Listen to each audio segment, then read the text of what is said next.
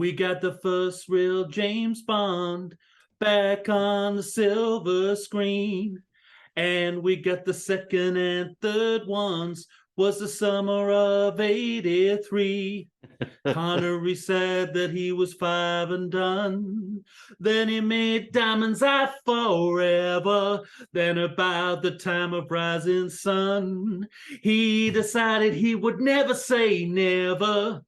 And he made Never Say Never Again. But dead 007, dead! Everything sequel presents the Never Say Never Again Watchalong. Well, hello, everyone, and welcome to yet another Watchalong. Cheers to you, Tom. Cheers, yeah. We're back talking about Bond films, at least officially, for the first time since we finished Everything or Nothing sequel back in last December. As is your wont, we're back on James Bond. Yeah, it's not like I've manipulated the timelines for it to be back here. And we're also back in the Teresa de Vincenzo Memorial Library. There you go. Appropriately for a film that, for legal reasons, had to be an adaptation of a book. So to a movie that had already been made. Quite right. Or a book that had already been made into a movie. Yep, absolutely. It's that complicated.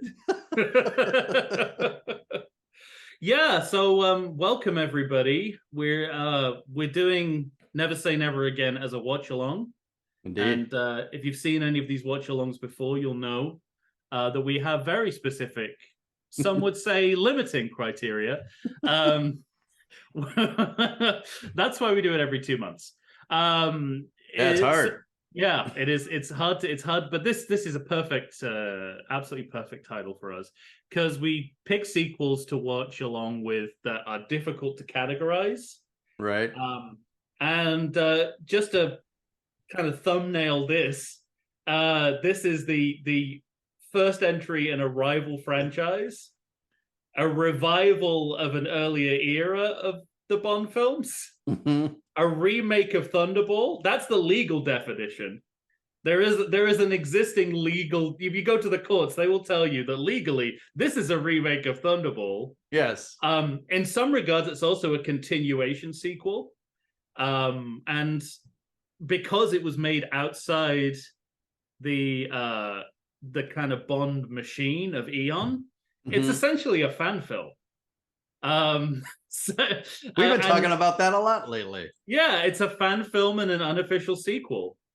So all of those categories apply to this. So no wonder we're doing it here and not on the main feed, because I wouldn't know where to put it.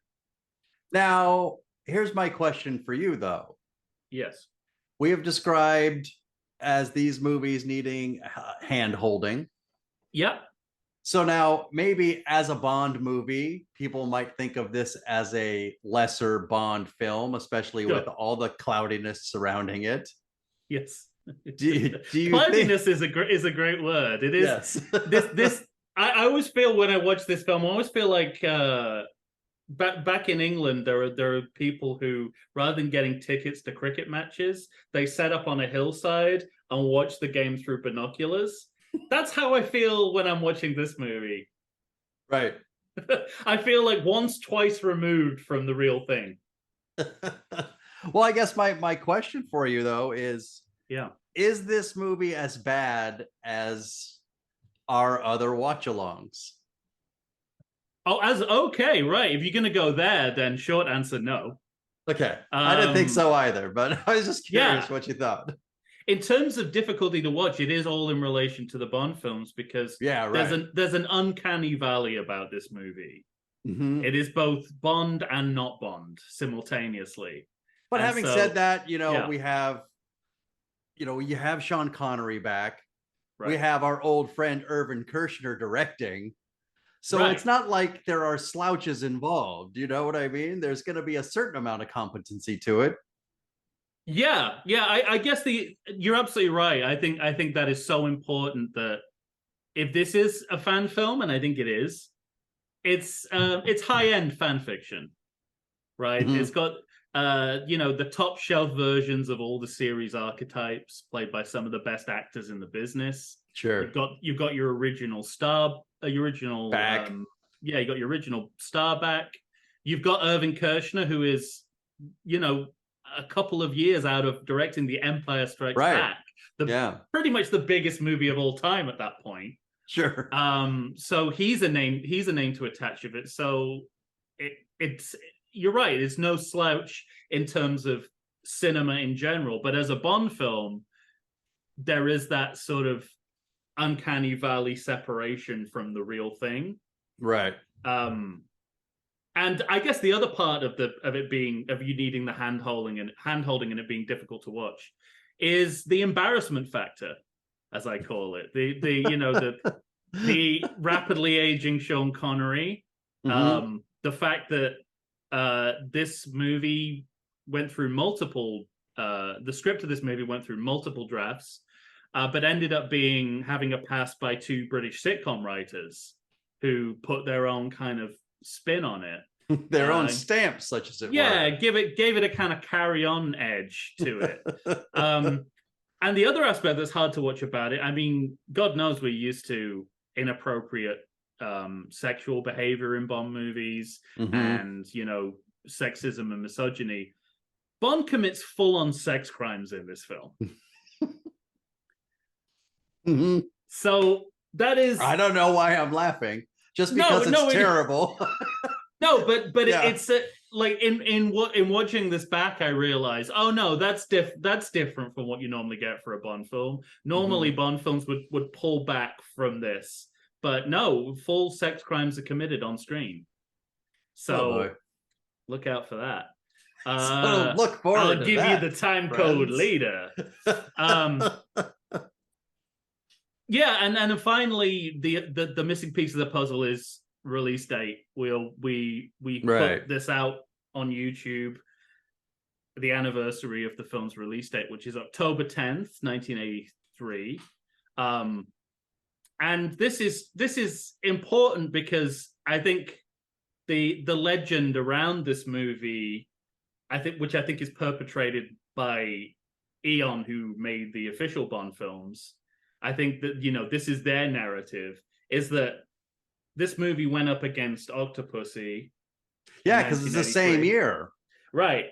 So, and basically, it was beaten in the box office and by critics, and it paled in comparison. And Eon are happy to spin that yarn again and again, but it's not quite, they weren't quite going head to head because Octopussy came out in June. So it had a whole summer's worth of box office to accumulate before Never Say Never Again even came out. And here's a fun fact about Never Say Never Again. This is something that you don't hear often. A statistic you don't hear often in relation to this movie. When this came out in 1983, it was the highest grossing independent film ever made. Oh, wow.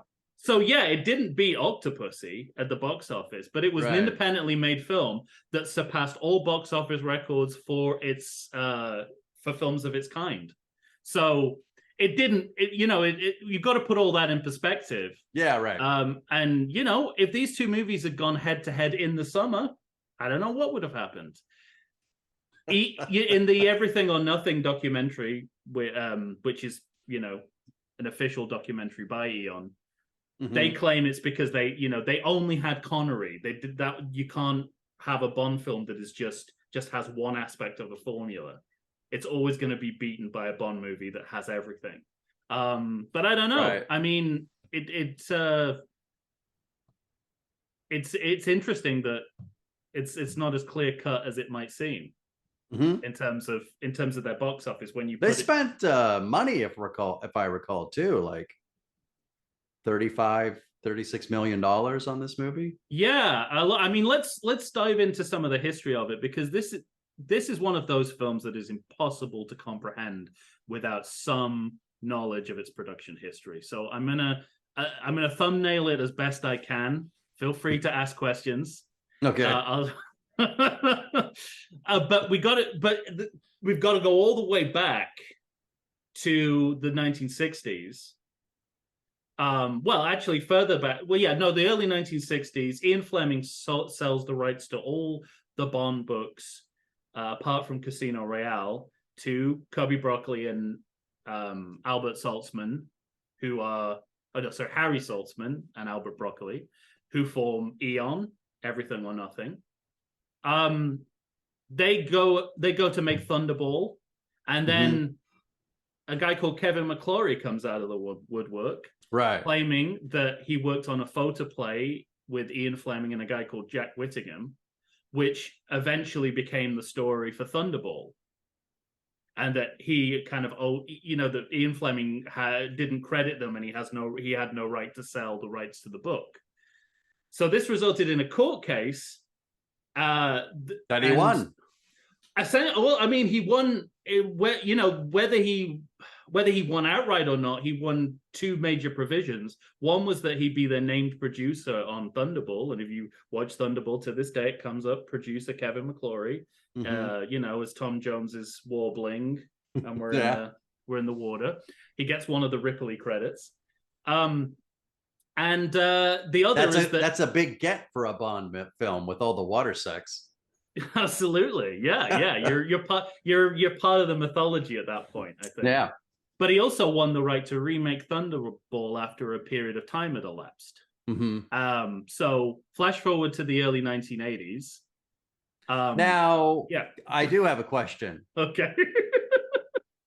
Is Sean Connery's involvement in this a bit of a fuck you to Eon and the Broccoli's, right? More than a bit, yeah. So Connery was Connery had issues with Broccoli and Saltzman.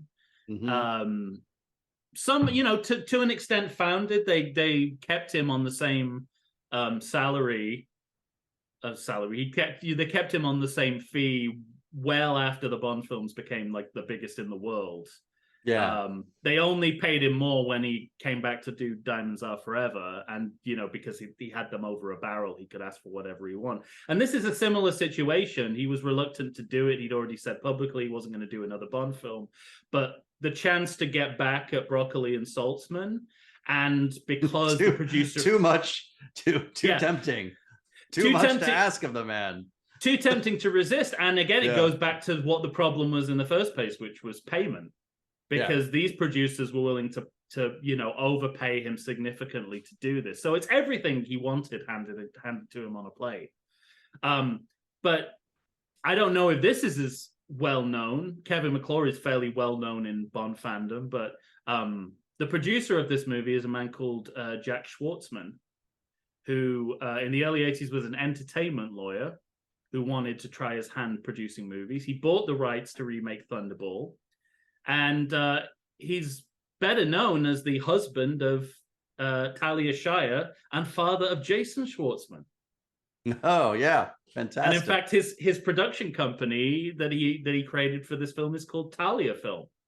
Okay. So he's got Adrian in his corner. Who doesn't like that? So that's, and then getting Connery was the missing piece of the puzzle. So it would be considered more than just a fan film. It would also be considered. It had a chance of being considered as a somewhat legitimate Bond film. But Eon basically kept Schwartzman in court throughout the entire production of this movie. They kept pressing these tiny details, these interpretations of what they thought the ruling meant, and basically trying to hamstring them at every turn.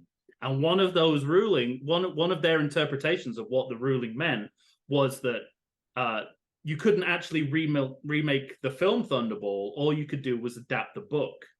Mm-hmm. So they weren't allowed to use any material from the film version of Thunderball, and it right down to the fact that they could only use dialogue that was in the book, not the film. So that was one of my next questions, because when I think of Thunderball and I think of Never Say Never Again, mm-hmm. I don't think of the same movie. Yeah, I mean this is a remake of Thunderball, and that's good and bad. Good because it's Thunderball. There's a lot of room for improvement. We know your feelings on Thunderball, sir. And bad because it's Thunderball. It's a piece of shit. So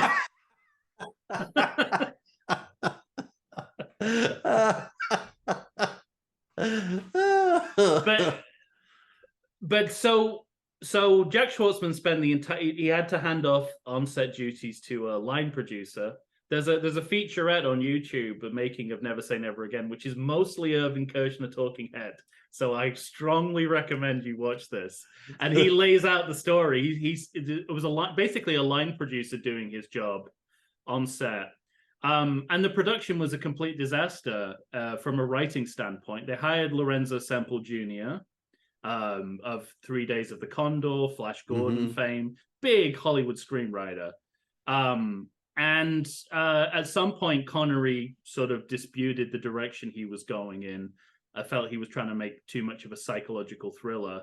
And Connery wanted that aspect of it, but also wanted it to feel like a Bond film. Yeah. And then they brought in 2 British sitcom writers, Dick Clement and Ian La Frenais, who are responsible for Alfeda's Pet, The Likely Lads, Porridge.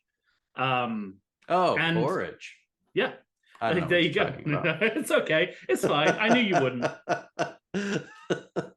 It does explain why Rowan Atkinson is involved, though. Yeah. So that's one of my funny notes for this movie. I forgot that this is his first movie. So when you add the Johnny English, that's pretty funny. Yeah, in many ways, this is the origin story of Johnny English. I think that's another way of looking at it. So I think Irvin Kershner said that when Lorenzo Semple Jr., who was actually fired midway through production, the other 2 are uncredited, but it looks like they wrote at least half the film by themselves and received no credit for it. There's an artistic tension in the screenplay, which you can see straight out. Like tonally, it goes from 0 to 60 and back again. But 2 British sitcom writers, Lorenzo Semple Jr., those 2 ideas of what a film is not gonna kind of gel together very well. So it's not steak and potatoes. No, it really isn't. It's steak and cotton candy. So that needs, you need to bear that in mind. And what I also think is interesting about this movie is the legacy of it, because they were kind of hoist with their own petard, because they all they had the rights to do was to remake Thunderball. Yeah. So if they were going to continue on, the next movie would have to be another remake of Thunderball. So this movie has no future, right? I mean, even in the best case scenario, they beat out Octopussy. Connery signs on for another one. All they can do is make another one of these. Is make another version of the book of Thunderball, which, according to some sources, they were totally prepared to do if there was the thirst for it. Yeah. But I'm struck, and this goes back to your original question of like, how bad is it? I can see the influence of this on later Eon Bond films, both in terms of tone, and there are even some direct pulls. I was really struck this time watching it in preparation that I think there are moments that that definitely originate here, or it could be a coincidence, but I think if they had pulled, if they had been influenced by it, they would never admit to it. So we'll never know, but it's perfectly possible. But also the legacy of this is, and we've talked about this before on Everything or Nothing sequel, is the battle over Spectre, right? Because the legacy of this is that the producers of this film claim, because Spectre is invented in the novel of Thunderball, that they now have the rights to Spectre. They have, and they are the creators of Spectre, And so it's not until 2015 that issue gets resolved in courts, and Eon are allowed to use Spectre again. So essentially, what you see in this film is the reason why there's no Spectre until so 2015. Funny. Which I think is fascinating. Of course, and it really shows. I think. We talked when we did Spectre, the movie Spectre, as part of Everything or Nothing sequel. We talked about how you've got Spectre, but you're still not really using it to its potential. No, yeah, absolutely. I think this movie makes a better case for how you use Spectre, even if it's just making sure you say Spectre at every scene of the movie. It's kind of a, we could say Spectre. It really feels like that. Also, you know, have whole scenes that are narrated from the point of view of a cat. That's the extents that they go to. That's great. You know, it's funny when I think about Never Say Never Again.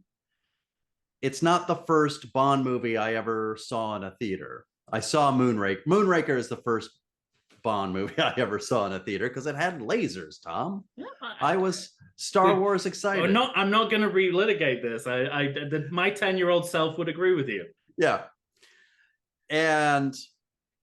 But I just remember being excited for this movie, even though I myself had no history necessarily beyond watching the early movies on tape or on TV. But I'd seen Goldfinger and I'd seen his early Bonds, and I loved some of those movies. And so to be able to go to a movie theater and see Sean Connery playing James Bond, to me, I remember being very exciting at that age. I thought that was cool. You know what? His performance in this it's not perfect, but it's better. It's better than Thunderball. It's better than You Only Live Twice.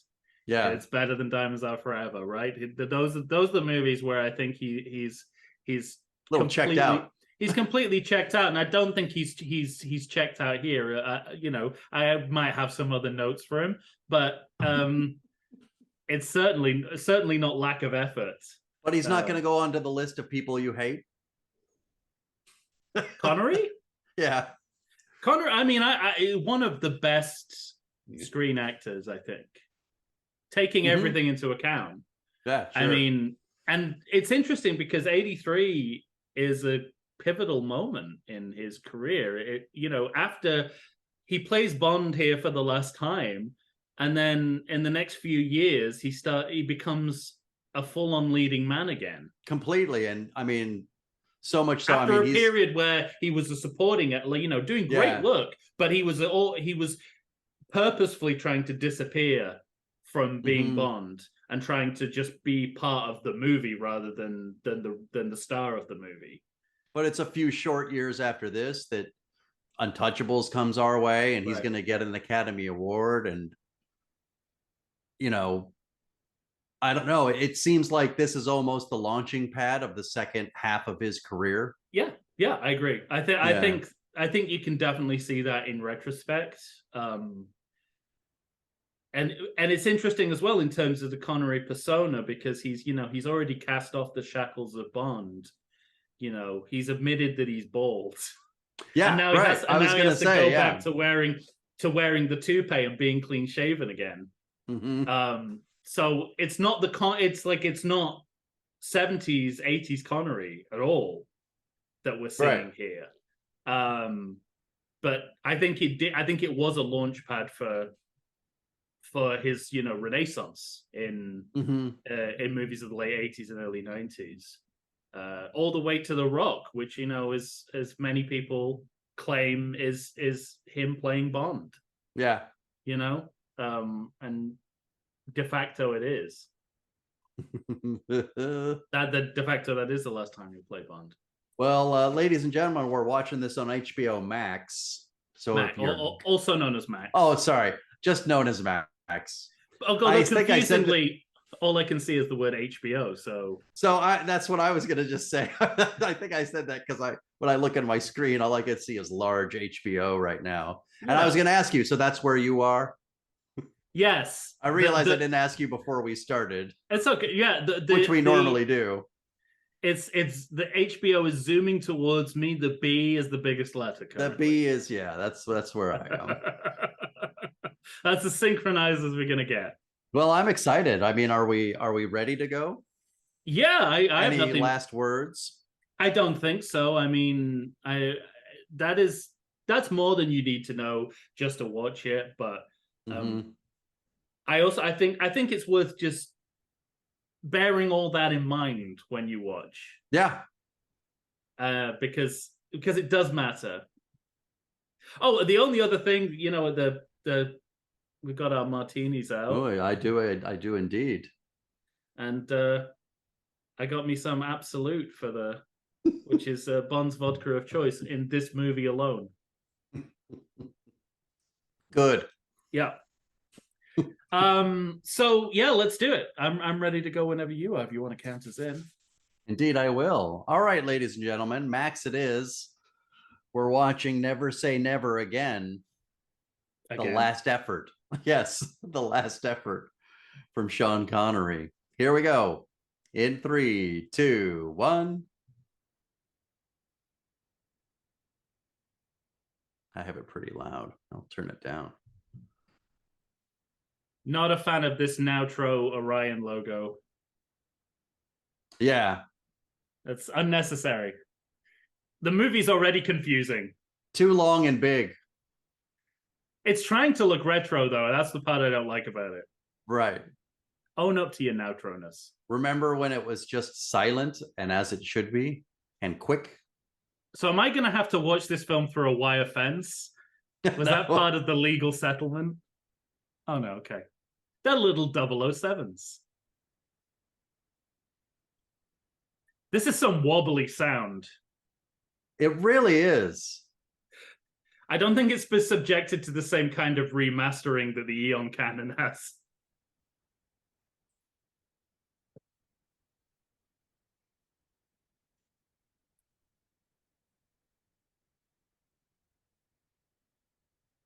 No cold open, straight in. Yeah, that's right. Theme tune over the over the beginning of the movie.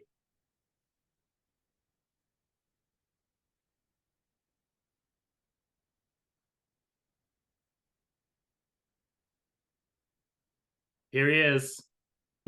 His first close-up. Eyes only.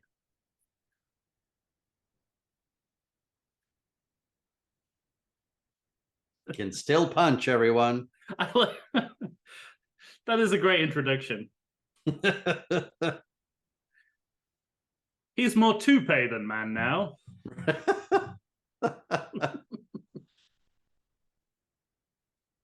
Apparently, Clement and LaFrene were not a fan of them playing the theme tune over this opening sequence. Yeah, it doesn't seem to match too. I mean, nope. Plus the song we're listening to now feels different than the song in the first notes. Yes. We seem to there he is, Kevin McClory. Hello, there you go.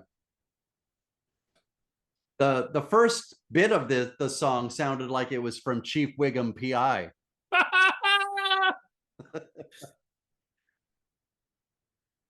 Now remember this strangling moment.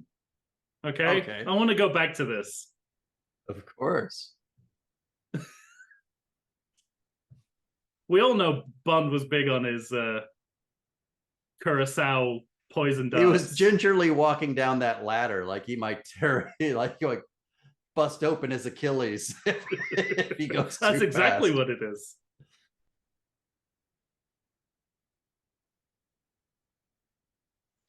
I like that they have him just in tennis shoes, though, you know, just to try to make it easier on the guy.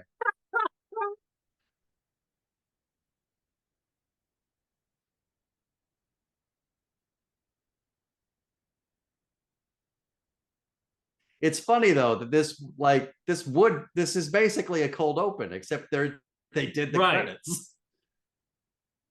Exactly, but it's almost like they're making a point of not doing it the Eon way. Yeah. Which I guess you've got to appreciate. Although, as we've said, sometimes an inversion is just the wrong choice.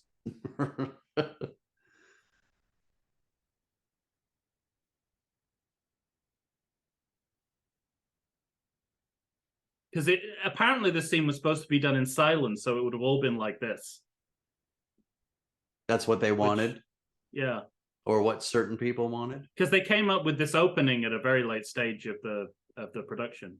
Mm. And it's all the Bond traits, isn't it? He's rescuing a girl who is about to betray him.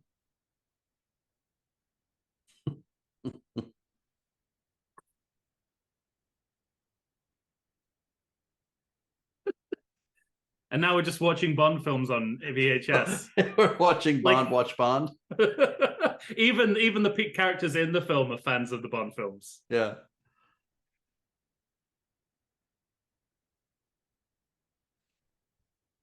Oh my.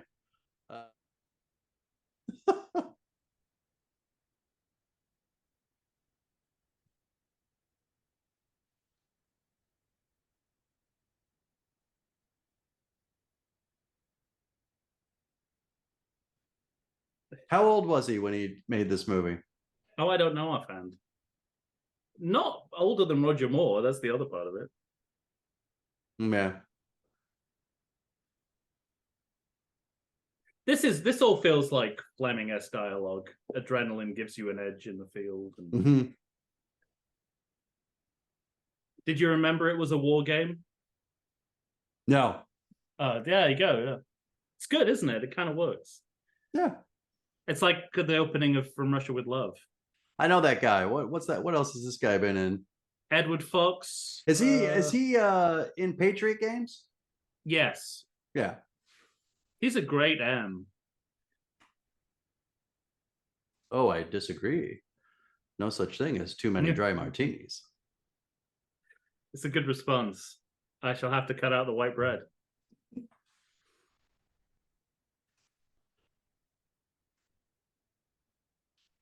And this is they definitely amplify that section. The idea of why is Moneypenny wearing a tuxedo? She's got her shift as a casino waitress later on.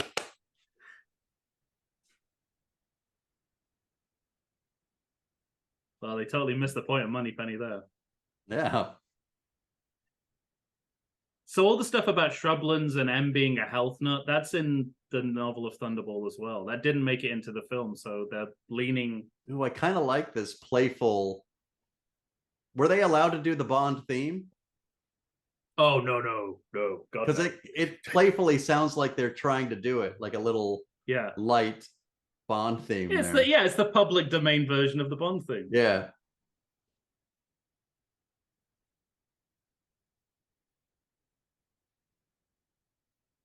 He's definitely in better shape than he was in Diamonds Are Forever. Right? He hasn't got that dad bod anymore.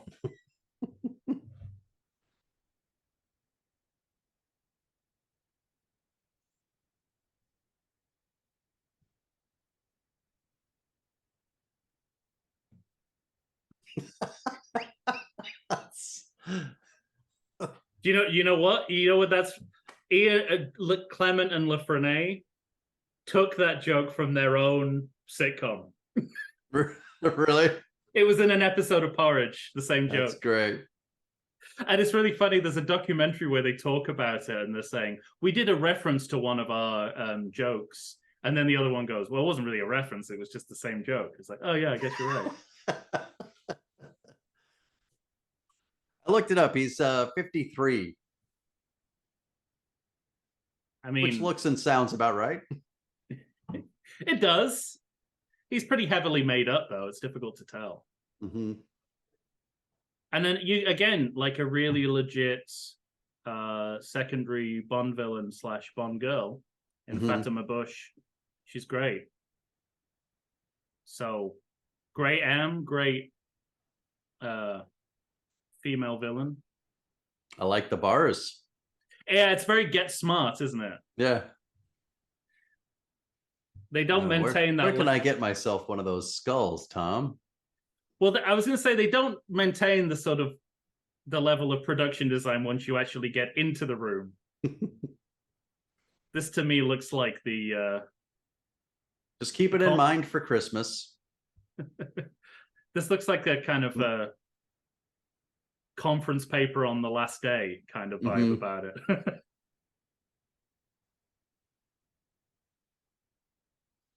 Max von Sydow as Blofeld. I mean, there's nothing wrong with that. No. I guess no one holds copyright on the cat. Right.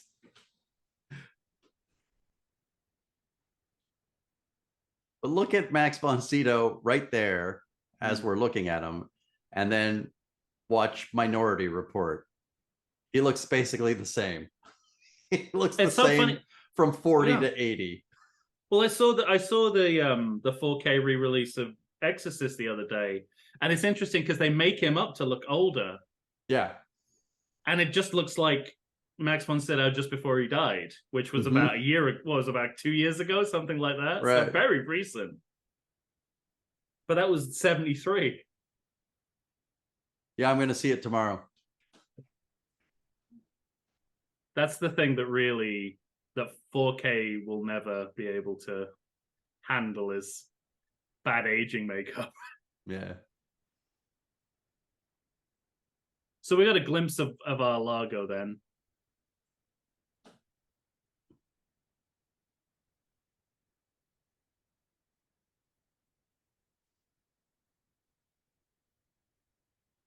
No, let me finish.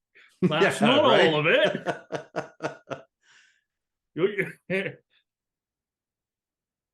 I'm really glad this fucking or not fucking. Fucking or not fucking. I really hope it's not fucking, because if he's doing it with that lack of passion, right, I think it's all over for him.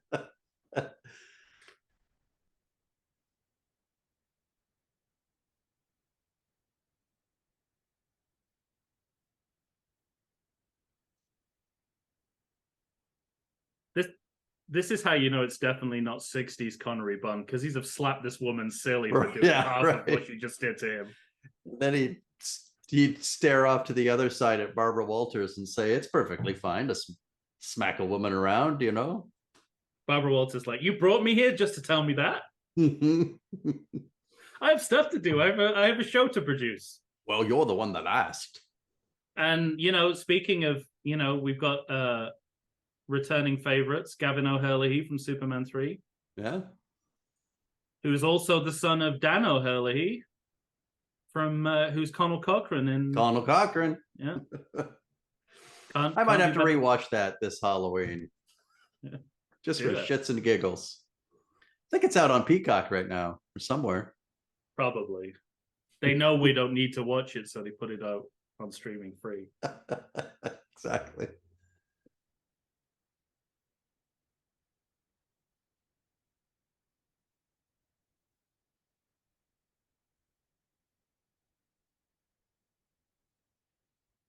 But my sex fire's already going.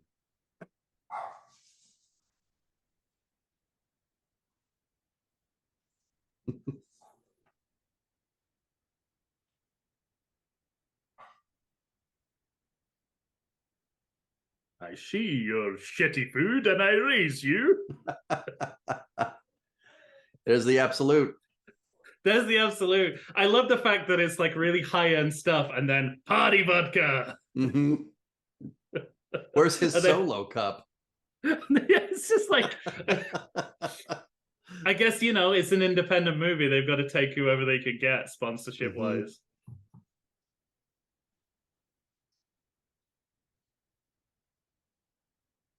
All the fires in this movie look like they're about to rage out of control. Yeah, you think? I mean, they're gonna lose pounds just through pure sweat. Yeah. I think that's the key to Shrublands. Who is he narratively? He is well, he's the Do we know how he got injured? Well, he's not injured, he's only pretending to be injured. I see. This is where we find out about how you got your name. And I'm just remembering now, you don't like ice stuff, do you? You're kind of afraid of ice stuff, right? Oh, yeah. Okay. You might want to turn away in a couple of minutes. You remember that Final Destination scene? That's what I was just thinking of. Bond gets his first notch on the bedpost 15 minutes into the movie. Well, it was one of the stipulations. God. But that's pretty much what he did on the set of Last Crusade, wasn't it? Where he added the part that he was sleeping with Indy's girlfriend. Mm-hmm.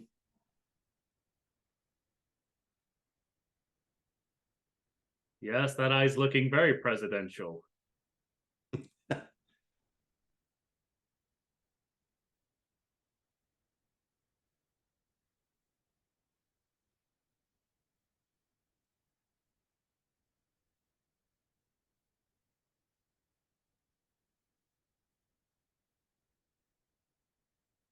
Dominatrix and drug addictions. That's how you update it for the 80s. Yeah.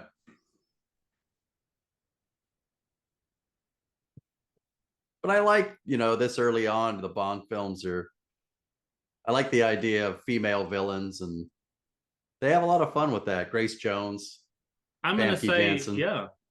Well, I think she's the prototype for Onatopp. I really do. Yeah. That whole sadomasochism, which comes out later on in the movie. That's what I mean about Eon films learn something from this, even if they won't admit that they did.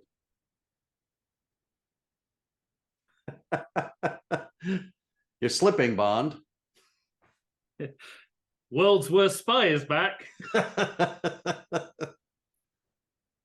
No wonder he died in the war games. Right? If anything, adrenaline gives him less of an edge.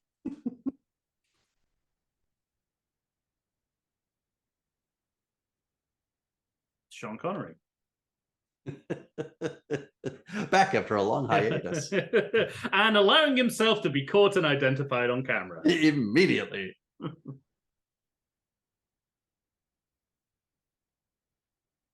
I'll bet. With my dick. With my dick.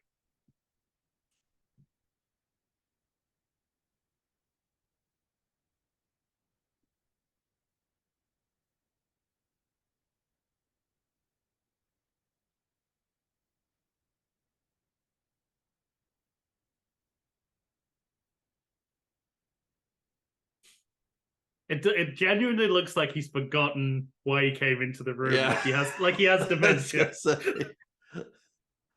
But there's also some faint background noise. Is it people playing tennis? Yes, it is. That's some good Foley work. Yeah. Because it also sounds like it could be sex with spanking. Mm-hmm.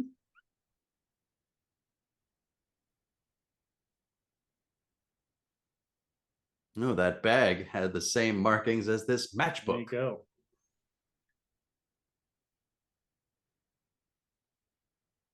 Pumping iron. Mm-hmm. So he can join I'm the ranks. Not old. I can join the ranks of Schwarzenegger and Stallone. Yes. In 80s film stardom. Oh, that was effortless, that kill. Here's another example of the cyclical relationship between James Bond and Indiana Jones. We got Pat Roach as the heavy. Yeah.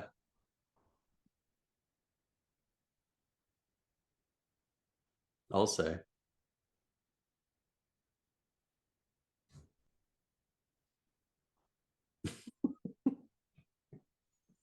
Do you think that look is to sort of say, he might die if I just leave him to complete this round? Yeah.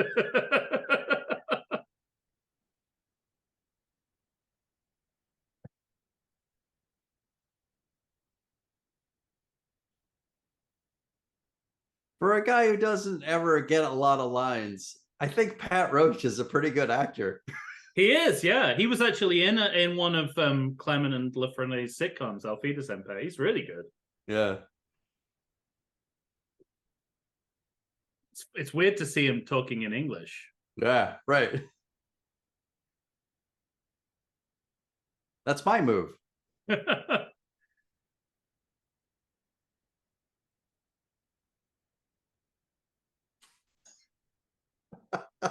He's like, mind you, this is a year before Temple of Doom. It's essentially the same sequence. Yeah, it is. And Raiders. Yeah. The shaved head in Raiders, though, is just great. That mustache. I think this is the moment coming up where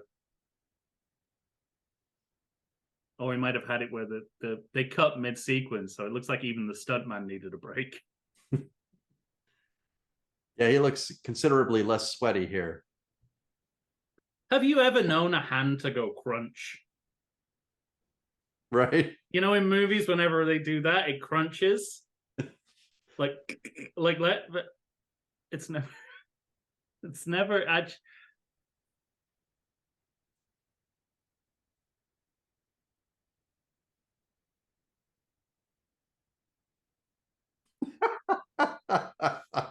This is one of the movie's first confusions between boxing and soccer. Yeah. There's one later. But that had to be the comedy writers right there. That's it. They say that the pretty much the first 40 minutes of the film is them. Mm-hmm. And it sure as hell looks like it so far.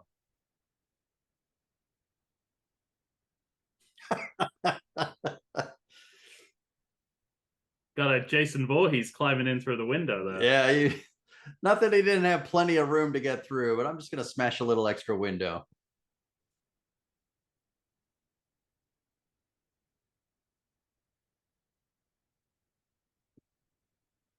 I'd love to get a whip that goes through straight through a knife. A chopping board like that.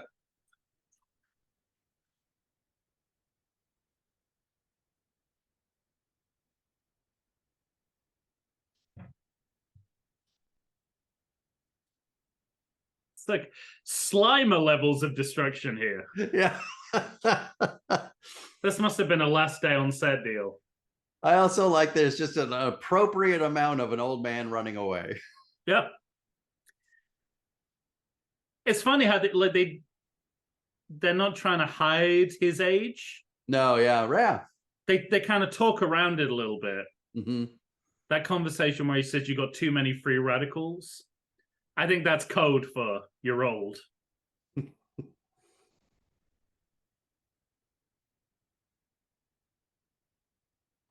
Oh, but he says where he becomes the Flash.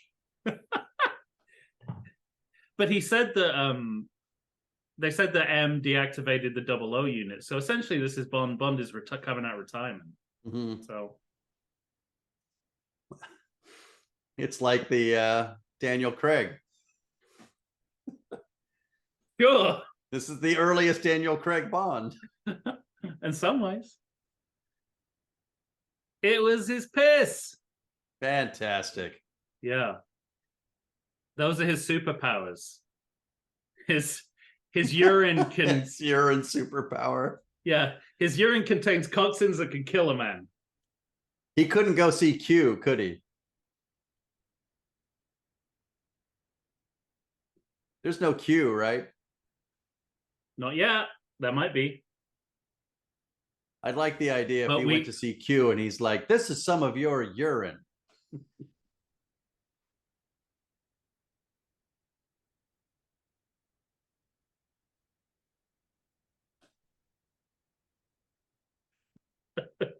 Yeah, he's good. He's very good.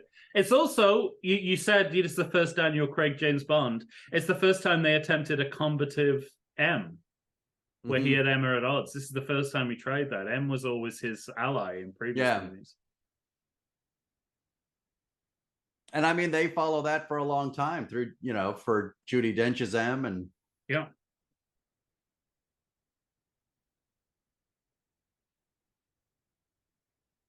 I feel like this is where you first see Kirshner play his directorial hand in the scene. Uh-huh. This looks like the Hoth scene in Empire Strikes Back. This whole thing. You've got your transparent radar wall in the background. Mm-hmm. Pretty sure there's a wampa in one of those rooms. A wampa. A wampa. That very important suitcase should just be sitting on top of there so easily to grab. Well, I think that's his suitcase. Okay. That he's bringing in there, and it has a special machine that turns his eye into the president's eye. Man, I don't remember any of this movie. When do we get to the motorcycle jump? It's like all I can remember. I think you might be conflating two different stunts there. Oh? Yeah. There's a jump and there's a motorcycle scene, but a motorcycle doesn't jump. Come on, no. Maybe I'm thinking of an Evel Knievel situation. This is the eye thing you might want to turn away from. I'll be okay. This is where you don't want an actor as good as Gavin O'Herlihy, because he really... his reaction when he pulls it out of his eye is like real acting, and I don't like it. You know how I hate real acting in a Bond film? Yeah.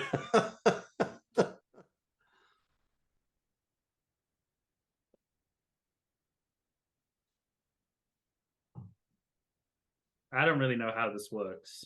Yeah, what's going on? Apparently, well, he's trying to, it's an eye scan. Right, but did she give him? Didn't she say something about a contact lens? Is that the contact lens? But apparently, the contact lens doesn't do the full job. He has to sort of have the workaround thing as well. Okay. I guess they want to show that it's difficult to launch a nuclear weapon. Yeah, which is fair enough. That's a fairly good idea.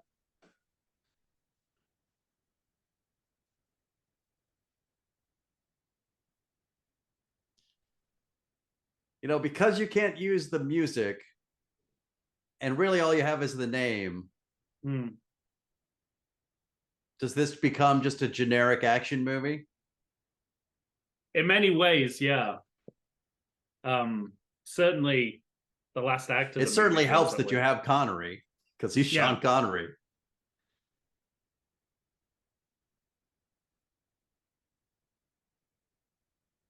I can't come up with a better name than Swadley Tactical Command. Swadley. Firefox. Yeah, pretty much. Looks like the boxy version of Firefox. It does. And these missiles came out just the year before, I might add. These missiles look like flying leopard sharks. Mm-hmm. And the whole thing looks like the X-wings flying over Hoth.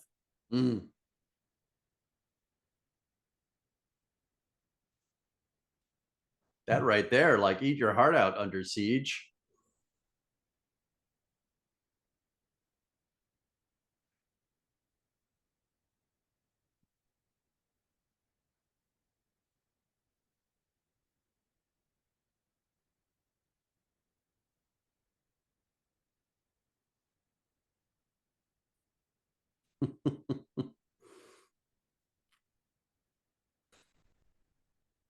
It's like, because they'd have the same scene in Thunderball, which is like she runs Bond off the road of the bike, and because we got a bike later, we have to do something different here. So it's like, I don't know, throw a snake in his car, something like that. She should have thrown a cheetah.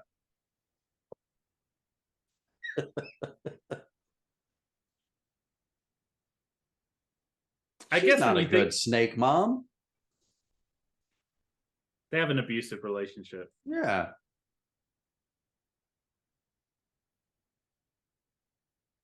I like the idea, if you take the snake back, then it's, you don't leave any evidence of what happened. Which I guess is true.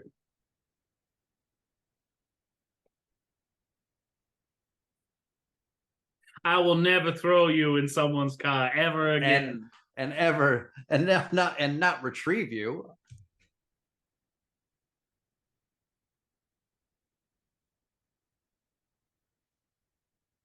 And again, come on, for 1983, this looks pretty good and fun. Yeah.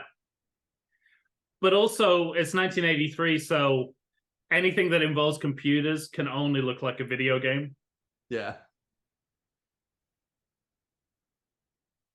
But again, there might be an in-world reason for that. That fishing vessel is decked out. Don't disturb me, I'm playing asteroids. What's the point in ADRing someone with a nondescript accent? Surely ADR is about fixing that problem. Right.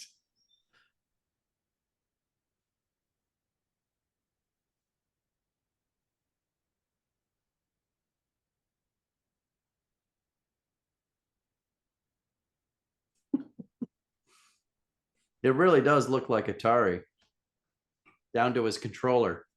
As I say, there might be an in-world reason for that. Yeah.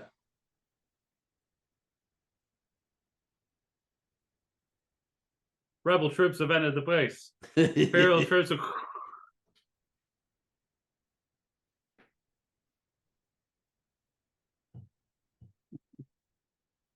I mean, that's ridiculous. That looks like Space Invaders.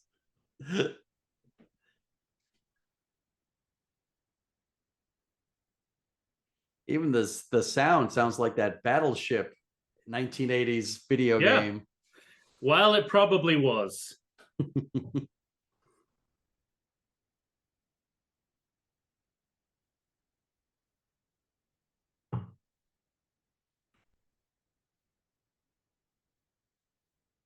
I also don't know why that you would have the option to turn a dummy warhead into a real warhead in any of the system programming. Yeah, right. That just seems like it's asking for trouble. Let's just leave the dummies the dummies. Yeah. When we want the real ones, we'll call them in, okay? Yeah. We'll give you a call. I fully support casting more bald men. Way to go, 1983. Well, your star is a bald man. Yeah. And our villain is receding heavily. Yeah.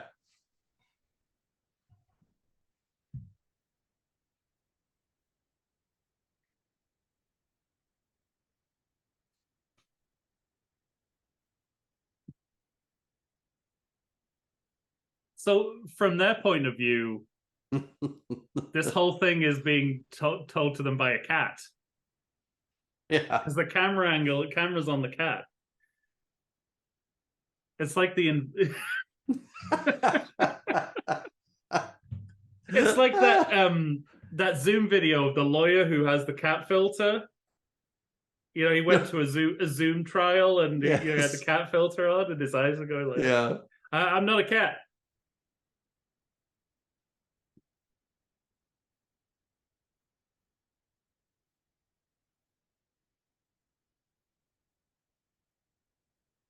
Why is he even bothering to like obscure his identity? Can't these guys go, don't we know a supervillain with a cat? That's Spectre, right? Maybe they think the cat runs Spectre. Yeah.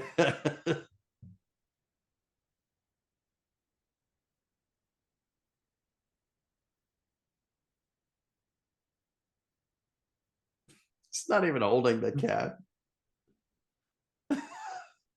the camera only follows the cat. I love that that's the smoking gun for them, some stock footage of a mushroom cloud. Yeah.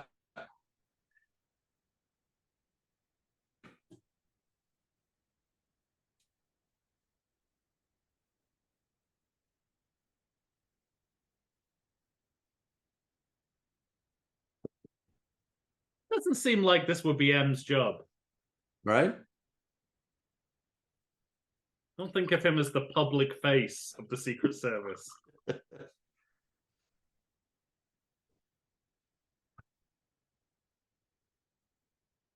Didn't this already happen in Thunderball? What did we do then? We sent James Bond. That's how they should have done it. Well, call him. And M's like, might have deactivated the double O's.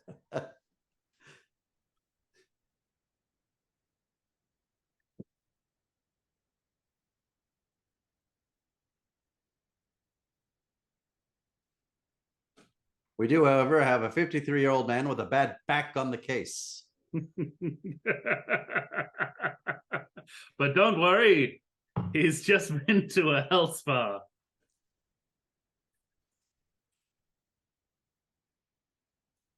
Something I do like is that Spectre switched up their demands, and they're going for percentage points on GDP. Yeah. It's like they're movie executives.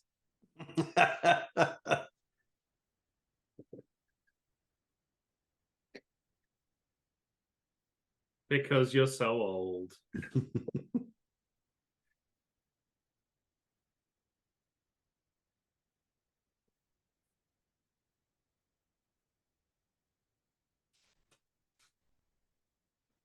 Fantastic. But it's canasta tonight.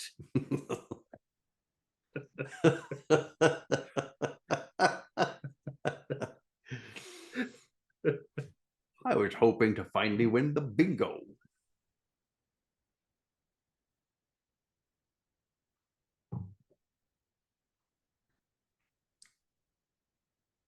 Now I'm going to go out on a limb and say this guy wins most improved Bond villain.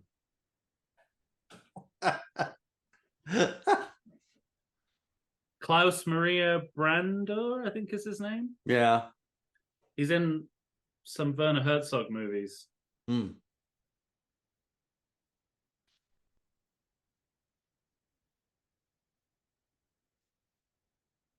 Just a regular boat captain.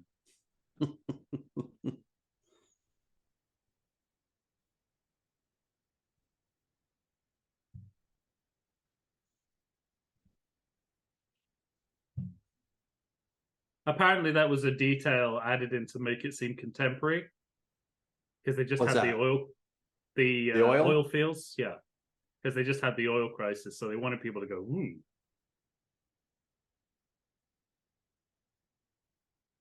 That chandelier reminds me of the chandelier in Trump's bathroom, hiding all the boxes. This was filmed in Trump's bathroom.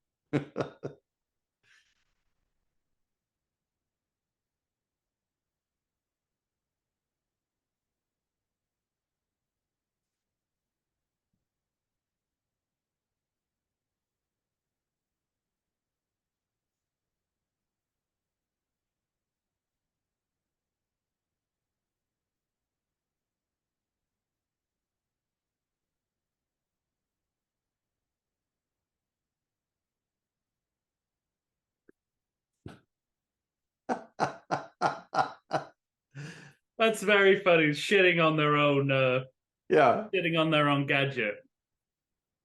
It's doubly interesting because especially for us watching it now, considering all the fake eye technology we've seen in movies over the decades, specifically in No Time to Die. Yeah, they go back to the well. This is Lago's disco closet. This is where my name comes from. There you go. What's he doing with his hands? There is what I want to know. It's Blue Velvet meets Staying Alive. 38 minutes to Kim. And she's a top shelf Bond girl as well. Yeah. Arguably more of a star than some of the official Bond girls of the 80s, I'd say. Yeah. I mean, bigger star than Tanya Roberts, say. R.I.P. Yeah, right. Lago's like, oh yeah, I forgot to put that left speaker on. Okay.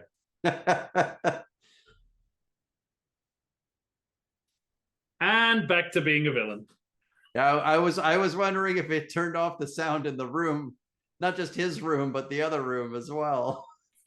They're like, why does he keep doing that? Yeah.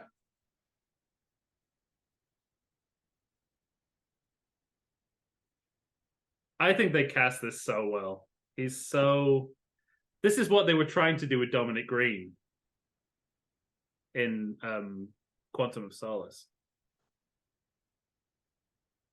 I don't want you to be a murderous villain. I just need you.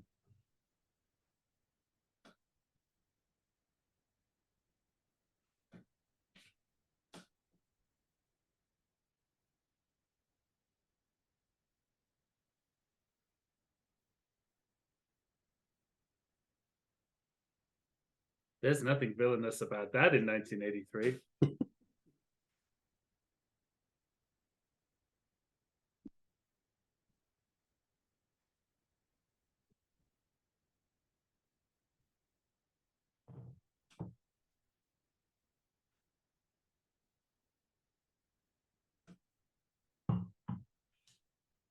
He also looks like what's his name? Richard Harris's kid. Oh, Jared Harris. Jared Harris. And a little bit of Roman Polanski and Peter Lorre. Yeah.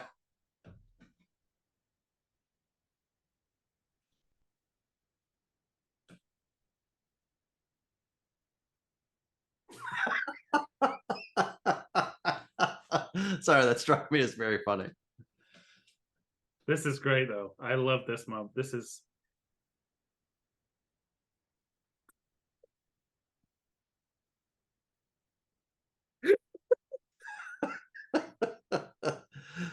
He's way better than the iPad. Look at him as, boy, yeah. I've gotten myself into a pickle here, haven't I?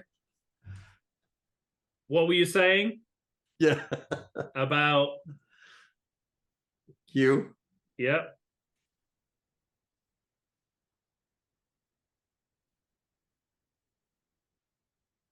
He might not be referred to as Q.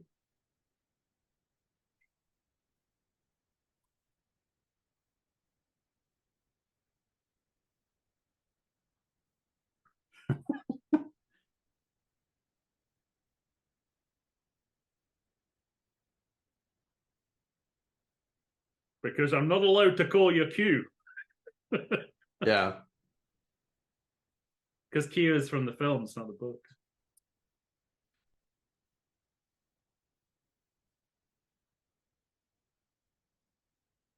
No, I want to know what's going on with that bicycle. He's essentially we've just done Batman Begins. He's essentially Lucius Fox, because he's like, yeah, right, down there in the basement without any funding.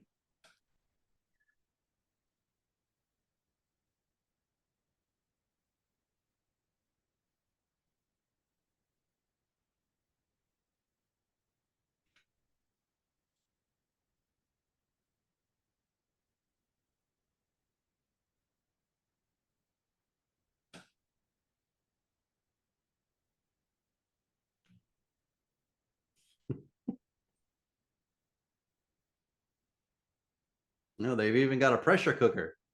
Yeah. I like how they've inverted. He's not called Q. He's clearly Q, but he's not called Q. He's not posh anymore. Now he's a Cockney.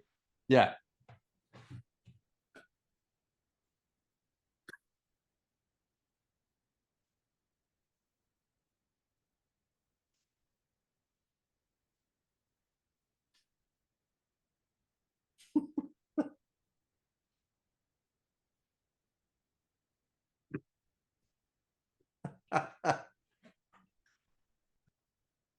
Nice breaking of the fourth wall there.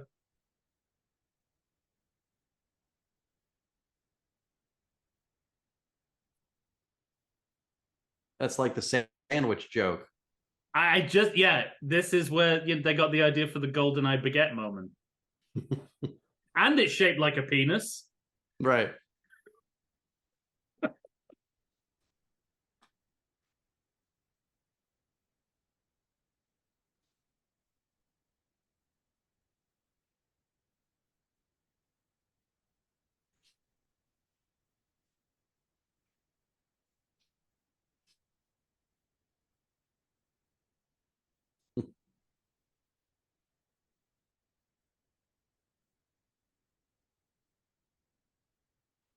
Just show me those titties.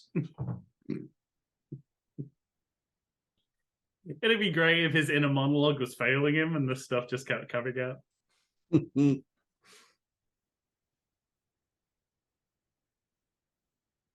Mr. Bean? Help you with those beers.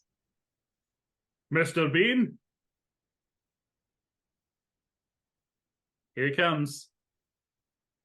You can tell this was a movie hijacked by sitcom writers, because 30 minutes in, Mr. Bean makes an entrance.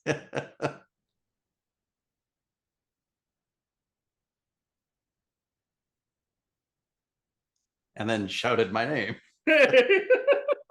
The screenplay's way ahead of you.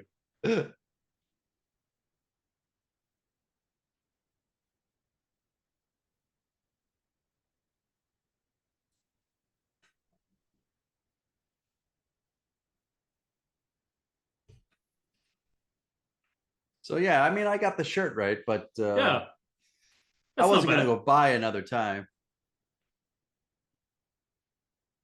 I went for the right stripes as opposed to the right color. I have a kind of checkered tie that's a little lighter. Oh, he's also debuting the tan suits that Craig will later become famous for.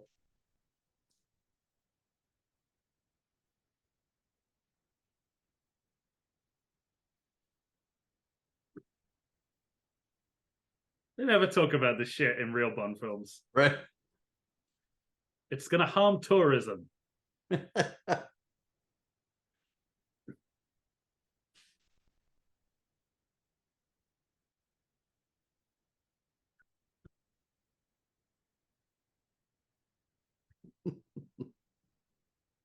There you go. Get some background slapstick.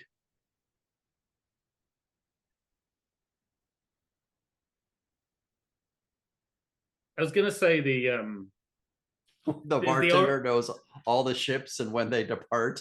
Yeah.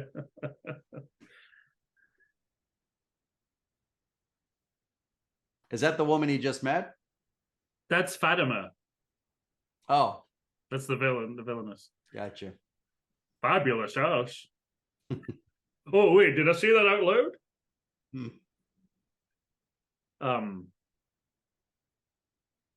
There you go.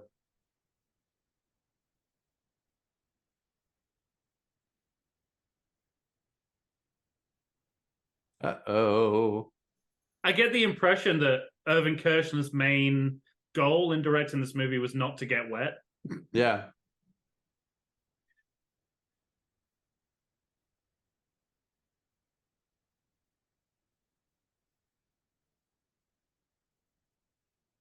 It's not short of one I always introduce you with my first and last real name. After just giving that guy shit for shouting my name.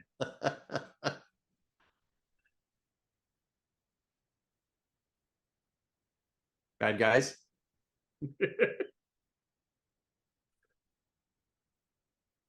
Nuclear weapons, I mean fish. Hey, we go with that soft focus again. Yeah. When did we stop using it? This is 83. Here it's used indiscriminately every time a woman's on screen. Doesn't matter if she's a villain or the heroine. Right. We go straight into soft focus. I'm gonna have to start unbuttoning my shirts down to that level. Apparently. That is bold. Do you think he did it gradually or just all in one? Yeah, I don't know. Is the shirt just have one button at the top and one at the bottom?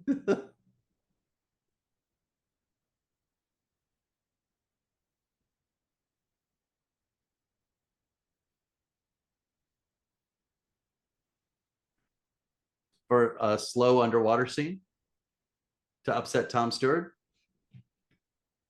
You don't know what you just said. Are we going to get more than just that? Now, I don't remember. Do we get sharks again? Yes. Okay. Despite the fact that Sean Connery was nearly killed by a shark on the set of Thunderball, he's back in the water with, well, his stuntman's back in the water with them. Oh, yeah. That's Chief Wiggum PI music if I ever heard it. Yeah, not only slow motion underwater sequence and a sex montage. All the worst possible colors of filmmaking in one.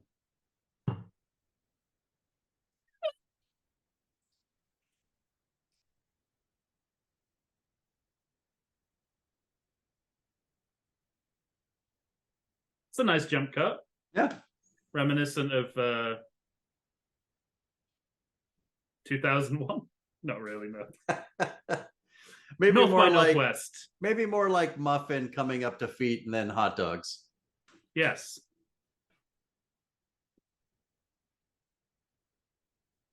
All right, I prepared for this moment. I'll see you in a little while. Just let me know when they're up. Come again. on, you coward. I'll probably be able to tell from the music, to be perfectly honest. I thought you knew all these movies frame for frame. Not this one so much. In fact, on the making of featurette, Irvin Kershner says the thing that he liked least about the movie was having to do underwater sequences, because he said that, you know, Thunderball did all that. They left nothing on the table. And he's right. I'm pretty sure he never got in the water at any point. You guys just sorted out down there. Uh-oh. You'd think a radio-controlled shark would make it all more exciting, but no, apparently not. Still dull.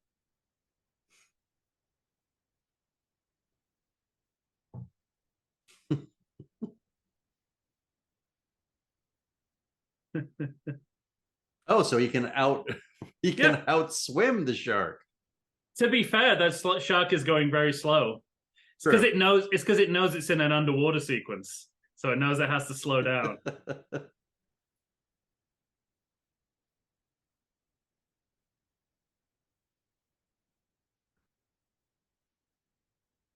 You know how sharks hate oxygen? I could just see Lou Gossett Jr. right now. They don't like that bubble screen. A key way to know. Yeah. A key way to know it's a stuntman and not Connery, his hair is moving.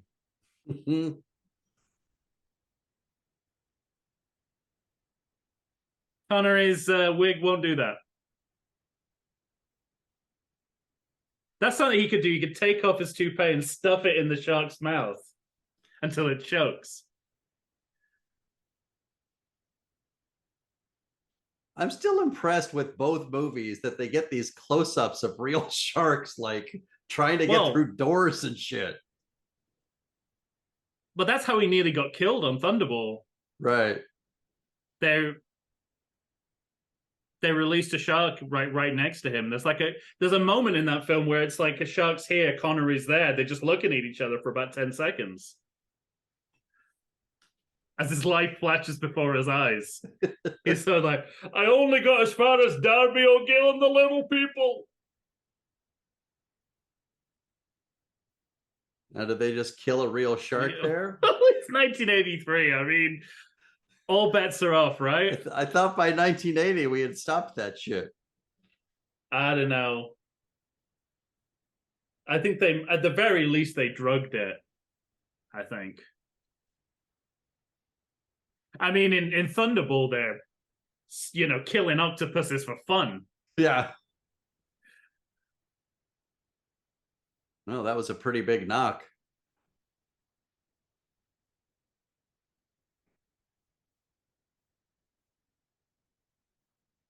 That was good thinking.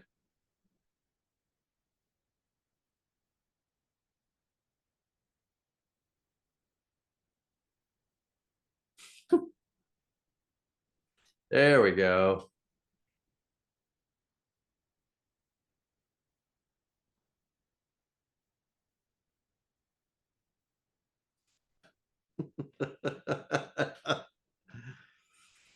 Sometimes it's a good idea to hire sitcom writers. Right? It wouldn't be a Bond film unless we leech off some local festival. Right. Absolutely.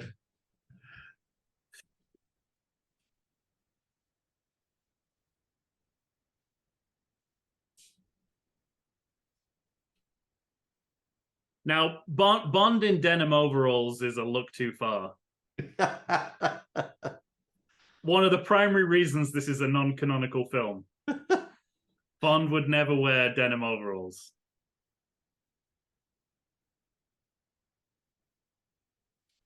The number of live bands you see just around on the island makes me wonder how much of the music we're hearing is diegetic. Yeah, right.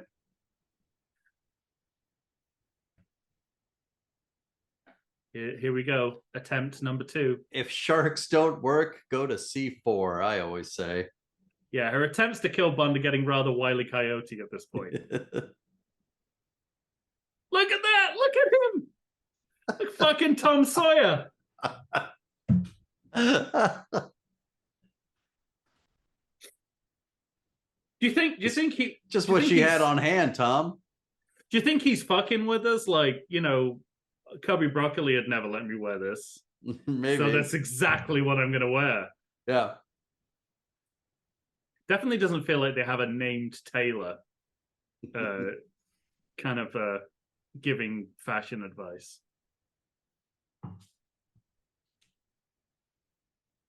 How does he get out of this one? I don't remember. Does his passion roll him off the bed? It's good. It's good. This is clearly, you could tell it's sitcom writers because they work back from the punchline. You'll see.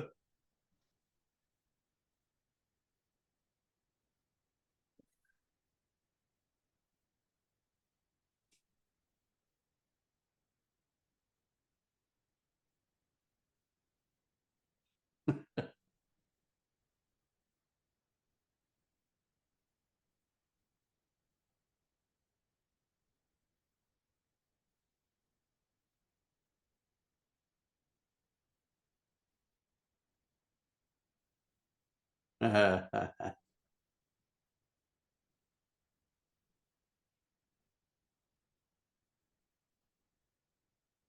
I'll play some mine.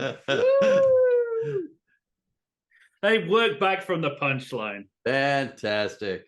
And that's where Jonathan Demme got the idea for the parallel editing in Silence of the Lambs. Oh. No, it's not. Oh, I was so excited about that.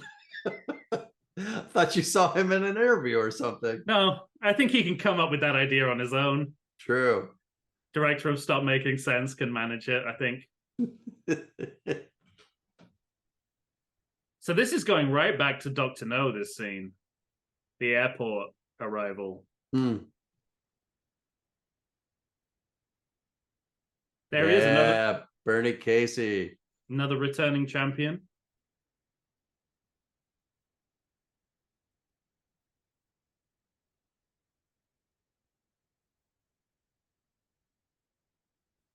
You shit can't call him Q.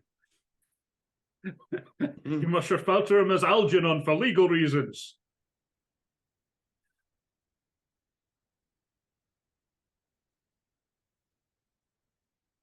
Who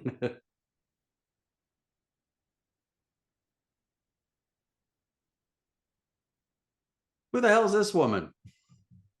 She's like his French contact. All right.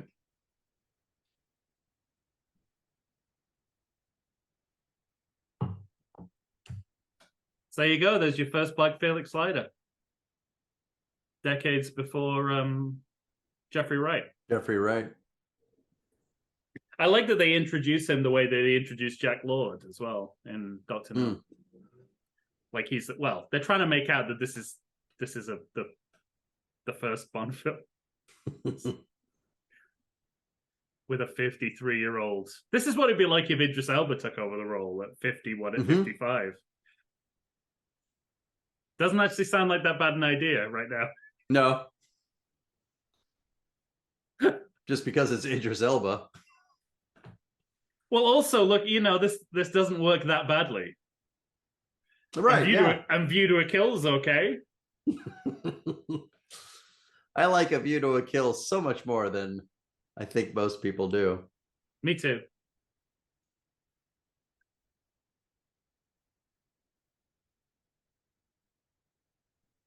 Continue the trend of Kim Basinger being defending the type on being watched by people without a consent. Yeah.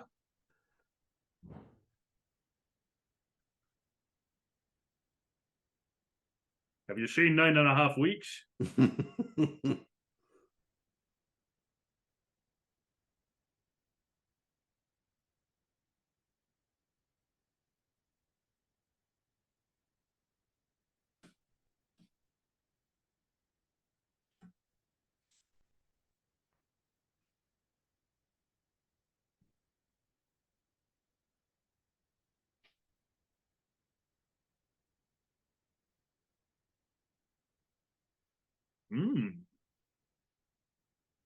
I think he had to go into a recording studio to add that in. I hope so.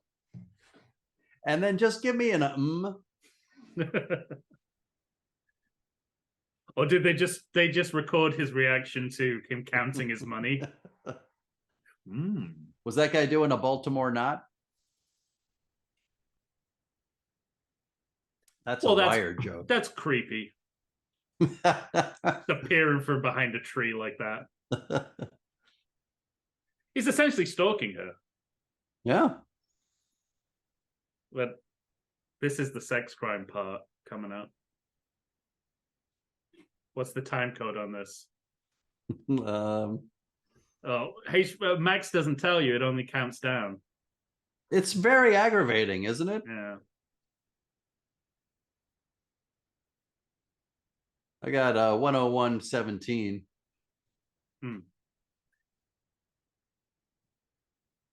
I think they could have written that better. Shouldn't have been you serve men here as go, well, now we do. Yeah. Especially because there's no other men there. This is my tribute to his spa outfit. Okay. There you go. Looks pretty close. You didn't have one with a huge M patch? Funnily enough, no. To represent the last letter of my first name, no. Yeah. There's no point in doing all that aging retirement talk if women are routinely lusting after you.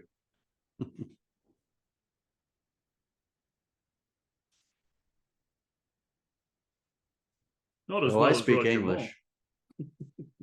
Who is your floor?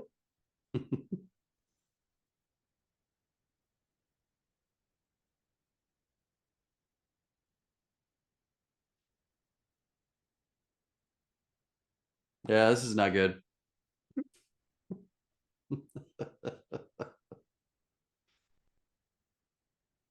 Don't massage women under false pretenses, I say. Sexual assault by a stranger.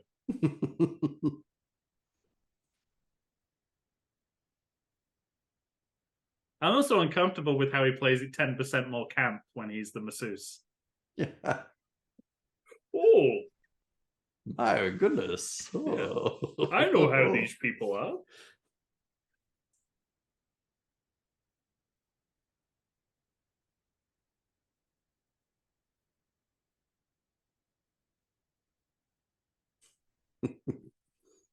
Let's not bring children into this, please. No.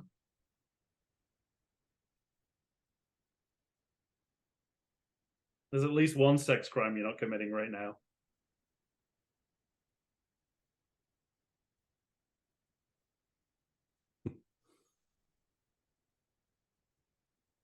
When you see both their faces that close up, you realize he's wearing more makeup than she is. Yeah.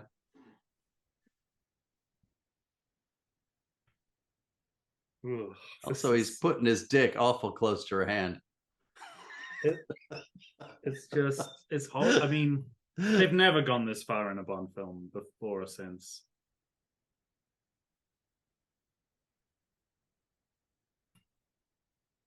I guess the closest is Skyfall. But at least, at least she consents to that. But at least. But the issue of consent is muddied by her being a victim of sex trafficking. But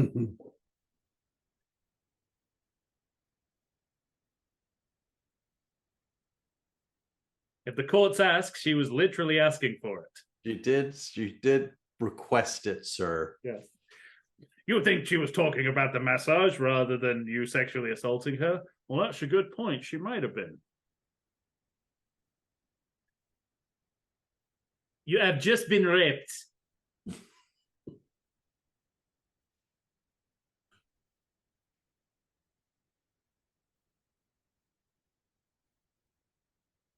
Oh, zoom in on her. Correct realizing reaction. That she's been wrong reaction. No, yes. That's it. The initial reaction, yes. This reaction, no. You can't have the shock and terror turn into the oh, what a scamp. Yeah.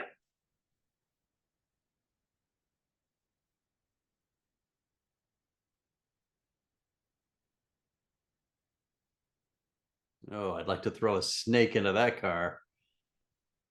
What's kind of interesting about that piece of voiceover there is it, like, we know she's going to go back to the villa and end up getting killed just because we know what happens in these movies. But it sounds like he knows as well that that's going to happen. And he's just like, right. She's just dead weird at this point.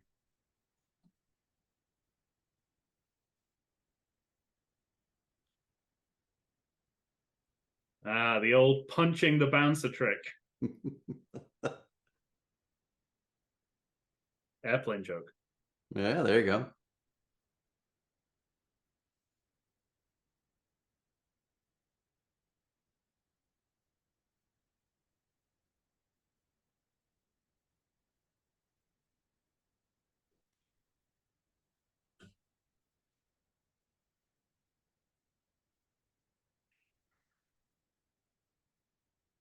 I think he might be lying.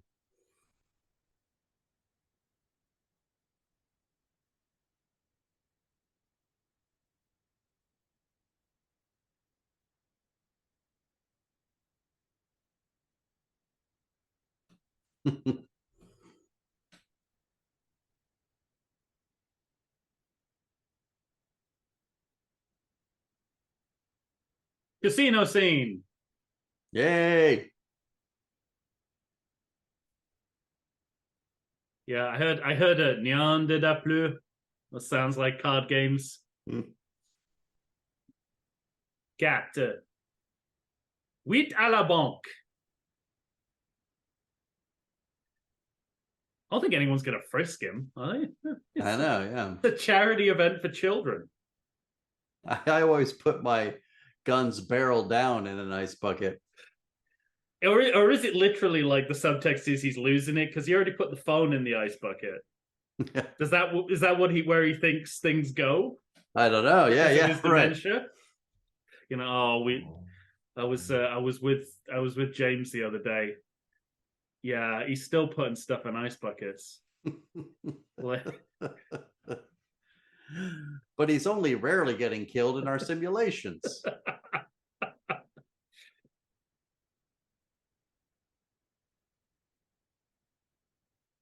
There's so much soft focus in this movie. I wonder whether they just forgot to clean the screen. Like clean the lens of the camera sometimes.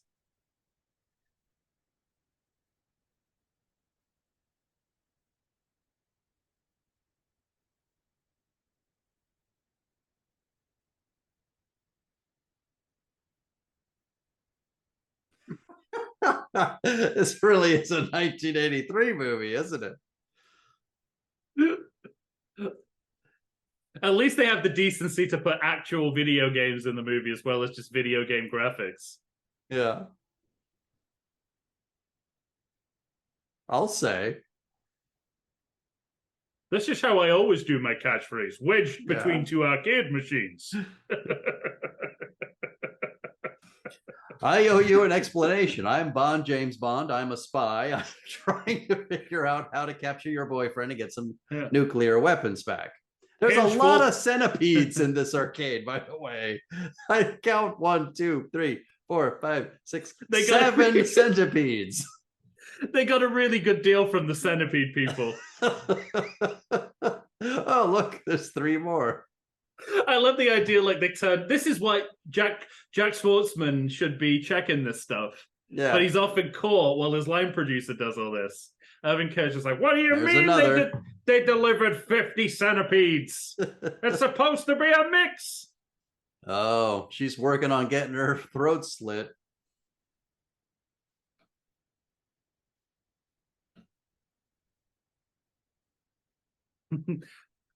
These two seem more like the perfect couple. Right. I like how they should have gone Spectre sidebar. Yeah.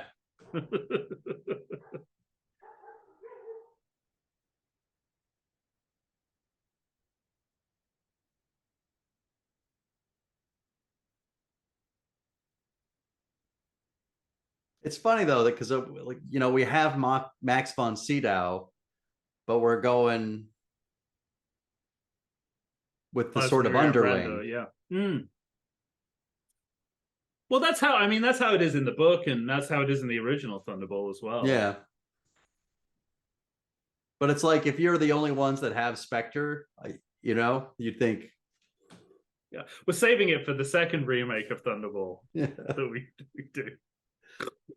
You got to hold something back for that second Thunderball. How great would it have been if they did like 5 of these and you could see like how they tried to change them? Oh, it'd be so much fun. It would be almost worth funding just to see how it comes out. Like if they did them long enough for him to get the high top.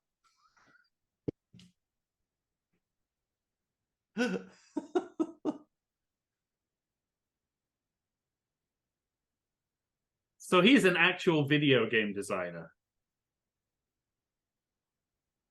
In real life or in the movie? No, the character. Okay. So that explains why all his graphics look like that. Like I said, there's an in-world reason he designed video games on the sides. No, this sounds like the beginning of War Games. Mm-hmm. This is a mini Whopper. I know this is like an attempt to kind of modernize Bond films, but it also feels like they wanted an action sequence where Sean Connery could sit down. I don't mind telling you I'm tired. I love an action sequence where I can just have a good sit down.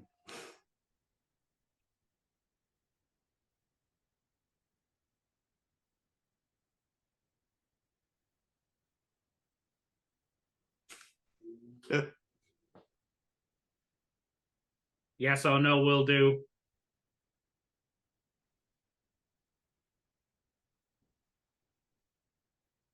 So they're just trying to blow up Spain. Yes. I think the Secret Service should have launched an investigation as soon as they heard that this video game had been made. Yeah.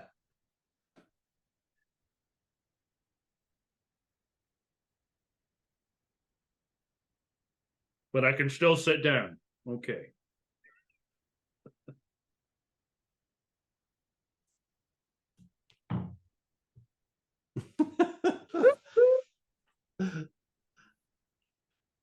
This is the idea I would have come up with in 1983. Yeah.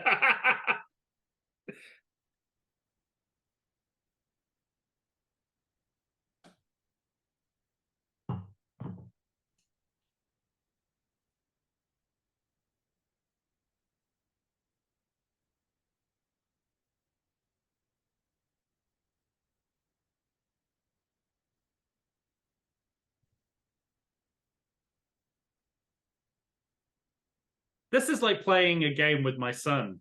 He invents rules as we go along. Yeah. Next time it'll be, oh, I forgot to tell you, these are real missiles we're controlling. We've actually just blown up Spain. Yeah. When you lose every third game, a nail goes into your balls. Also, this is now the second war game in the movie. Yeah, right.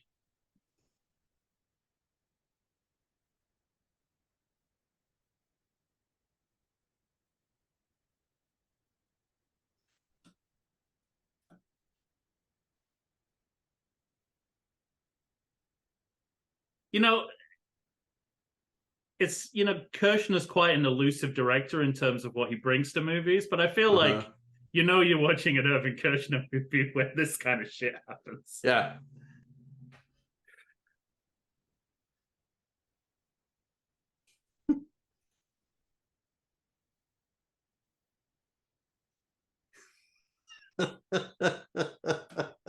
This is amazing. Literally just, it's like those TikTok videos of gamers, right? It's like, yeah.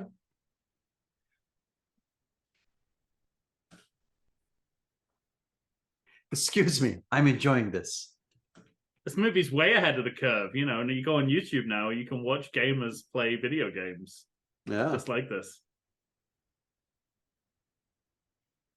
They were right. It was the future.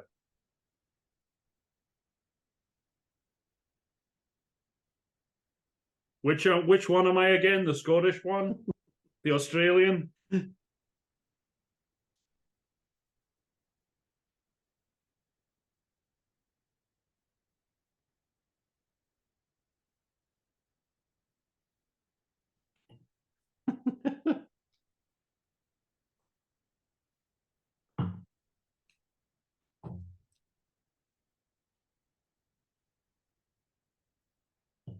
Don't do it. He's really good at these games.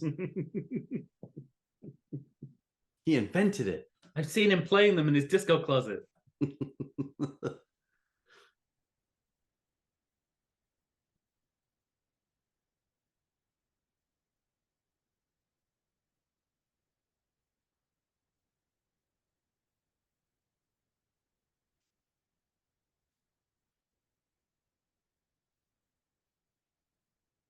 And they say Grand Theft Auto sends the wrong social message. Yeah.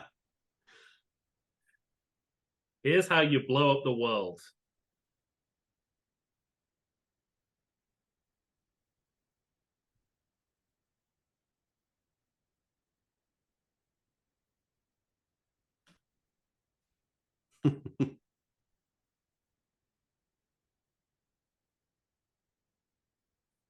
Do you see there was a little Bond circle there, a little allusion to the the gun barrel. That's great. It's as close as you can get to a gun barrel without without breaking the law.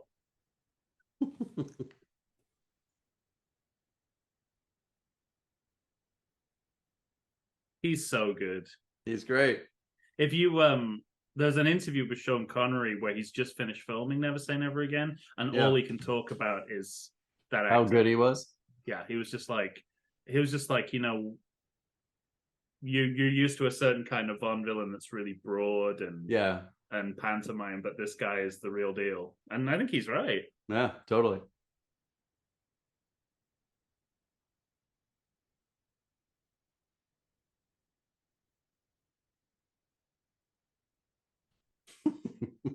Except when I was killed in those war games not an hour earlier.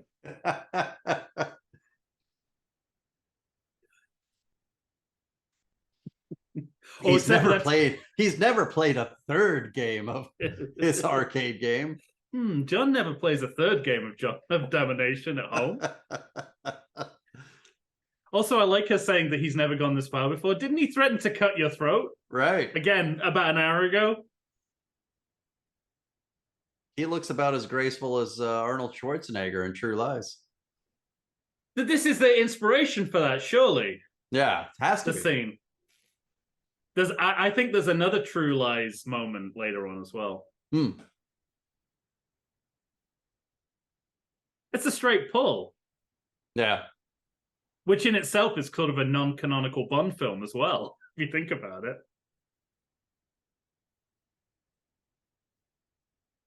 I mean, there's no part of this movie where he claps two Dobermans' heads together, but you know. No, yeah. That's the best part of that movie. Claps them together and they just stop. I don't know. I kind of like the 34-minute diversion with Bill Paxton for no reason whatsoever. You've also, Ring Theory, you've also got the guy from The Living Daylights. Osama bin Laden from The Living Daylights. Yeah.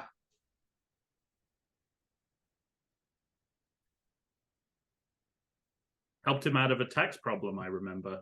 I don't know how I know that.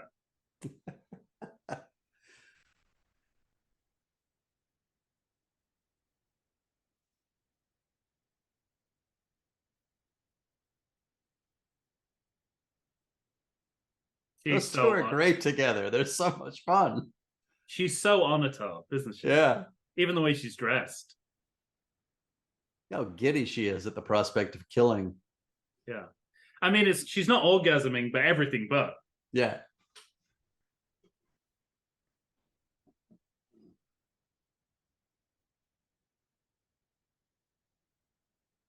When he says keep dancing, do you think this was also the inspiration for that Key and Peele sketch with the gymnastics competition? You know, the one where Clint Howard's holding up a sign, keep dancing. Keep dancing. Your wife and daughter have been in an accident.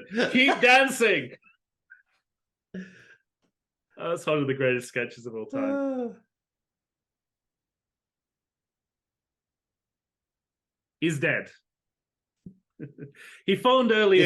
Is her brother the guy with the eye? Yeah. Okay. Yeah. He left this message. I am dead. Largo has killed me.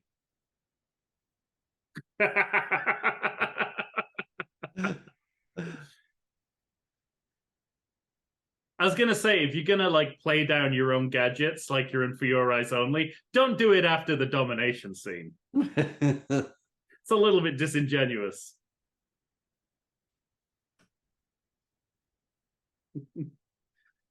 It's like the Secret Service have booked Bond an Airbnb with floor plans based on an M.C. Escher painting.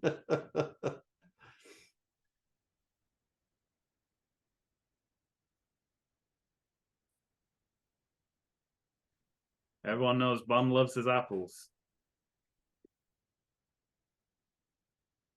If this was like the Fleming novel, he'd go home and goes, okay, I'm gonna have half a pint of vodka, 7 scrambled eggs, a pig's worth of bacon.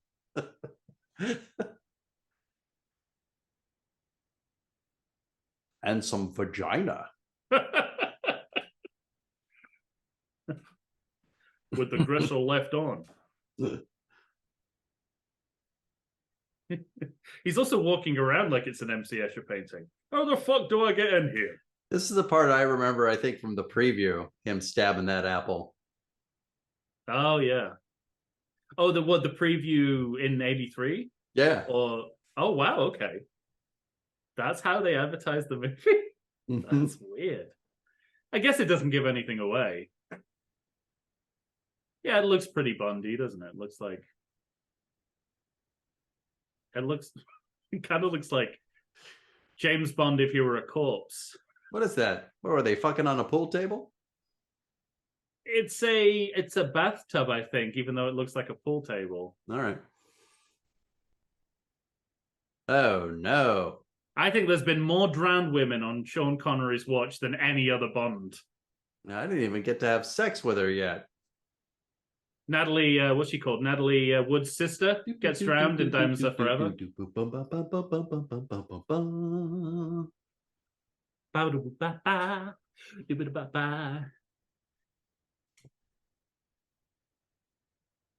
Shabadoo. What do we got going on here? Is this day for night? Most likely. It's certainly stuntman for Connery. I'll say. That's the advantage of having him wear that helmet. Mm-hmm. You don't need to, until close-up, you don't need it to be Connery. No.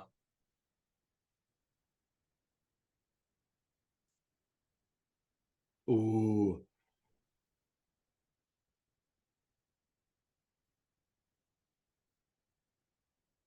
Now, how's your leg?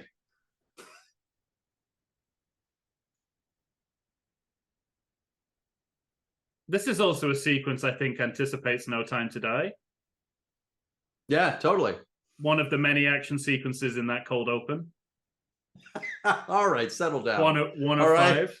We don't have to have your anti-25-minute cold open agenda. See, this movie didn't even have a cold open. Probably should have, though. Or just waited to do the song. Don't touch him, he's mine.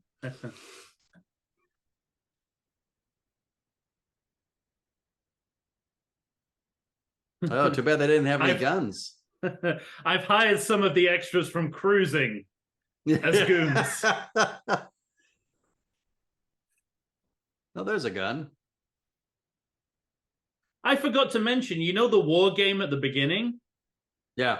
Presumably those were blanks in the guns. But how did he fake strangle that guy? I know. Was that guy just acting? And at what point does that guy know that the strangling would kill him? There's a jump. Don't tell me there's not a jump. Oh, is that what you're thinking of? No. Oh. I think you're conflating two sequences. I would swear it was like even part of the poster. It's a pretty there is a poster. I know exactly what you're thinking of. Don't look it up. You're gonna see it. You're gonna see it. And you're gonna be delighted.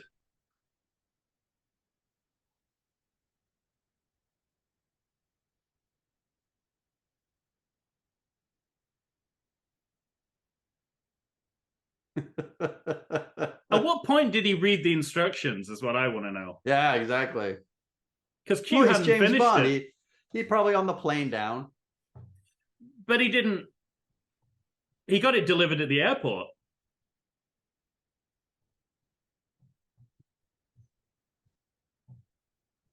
Aha! That's it. That's the one.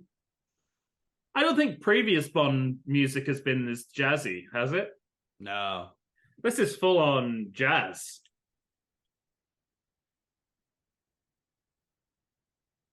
Now this part I remember more because I had rewatched this movie. I don't know, somewhere between 5 and 8 years ago. Yeah, this part usually this sticks in my mind. I remember my grandma really liked this scene.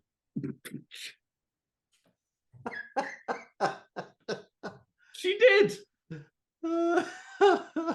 She liked to tell me about scenes from movies she'd seen, and this was one. She liked the joke in this scene.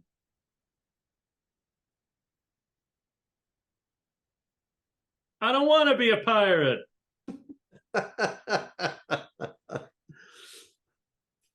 You promised you'd wear it. Doesn't Felix show up? Sure. Okay. But more happens before that. Hmm.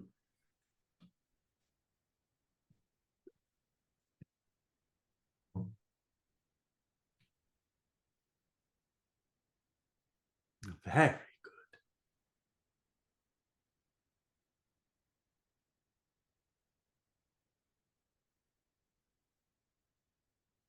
Bloody feminists. That was her downfall. As soon as she said she was a feminist. He wasn't going to put up with that.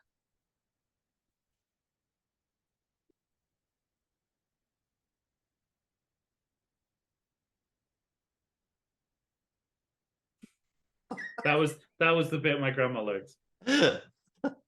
Yay, grandma. I'm talking at her like she's dead. She's still alive, but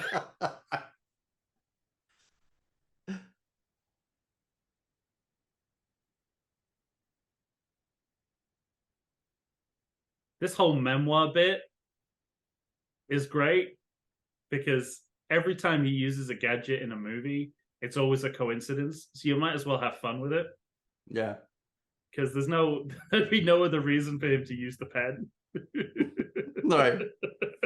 Unless he is signing a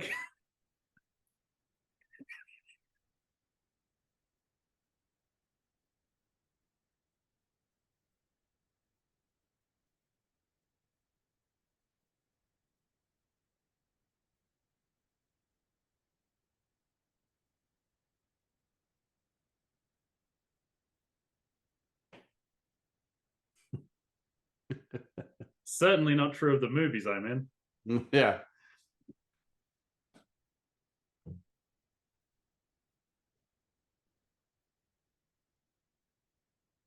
You should pull that trigger again.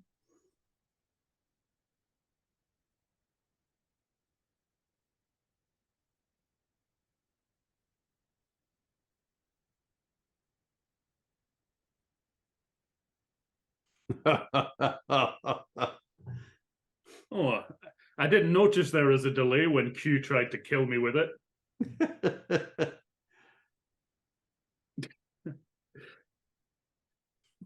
He's really turned into the Roger Moore wino in these movies because he's like earlier on he looked at his gun, now he looked at the pen. Yeah.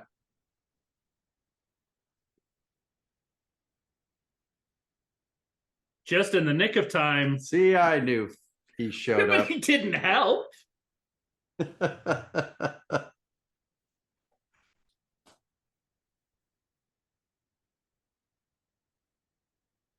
He gets him out of the jam. It's not getting him out of anything.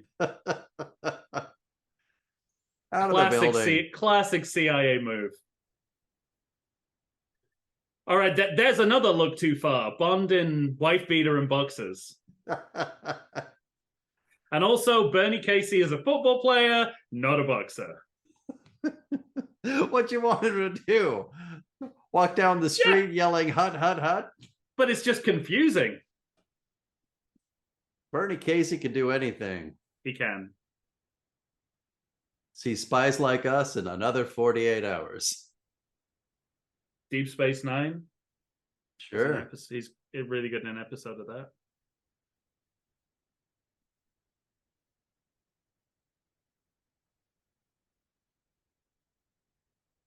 More underwater shit for you, mister. Oh, yeah.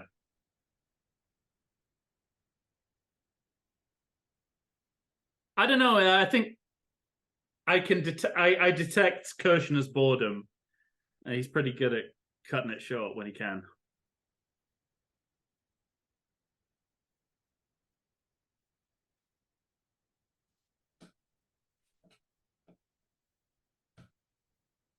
Oh, I hadn't thought as far as what happens when I get on the boat.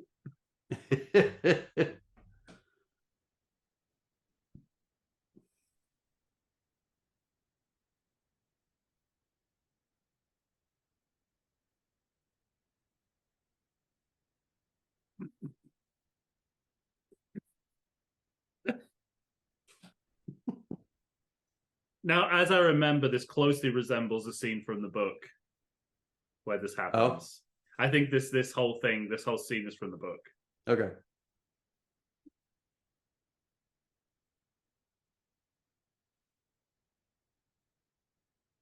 And it shows because it feels very Doctor No with the robes and the hatches. Yeah, right. And the pleasantries. I do like the pleasantries. The pleasantries are great. This is why I like this logo. Yeah. He's good with the pleasantries.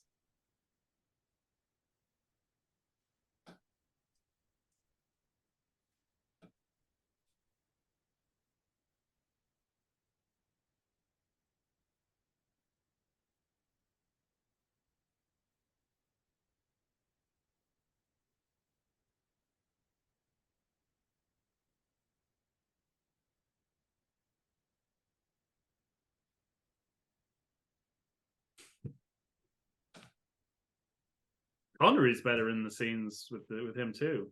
Yeah, right. You can tell the sort of mutual respect.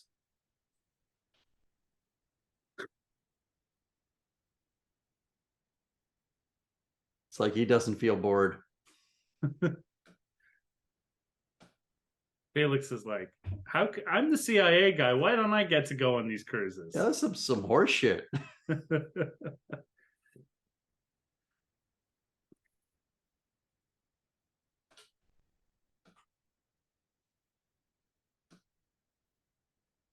And I will. Hint, hint.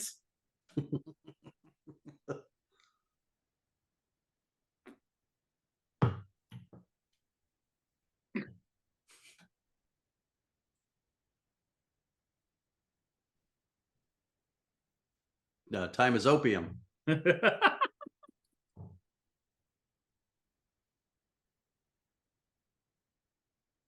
I don't know why I brought up the movie Volunteers while watching this. Don't go in my disco closet. That's my private disco closet. So as I remember again, don't touch the closet. As I remember it, he gives him the tour of the boat, and it's all they exchange pleasantries, and then Bond leaves and he turns to his man and goes, "Kill him." That's so it's that kind of a scene, which I think they recreated it really well here.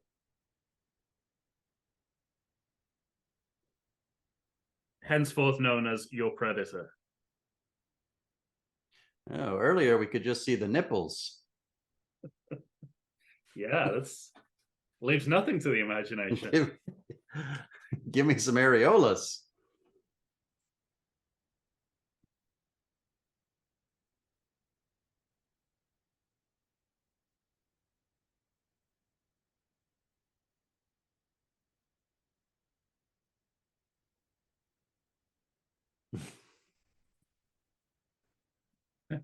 It's that music she puts on.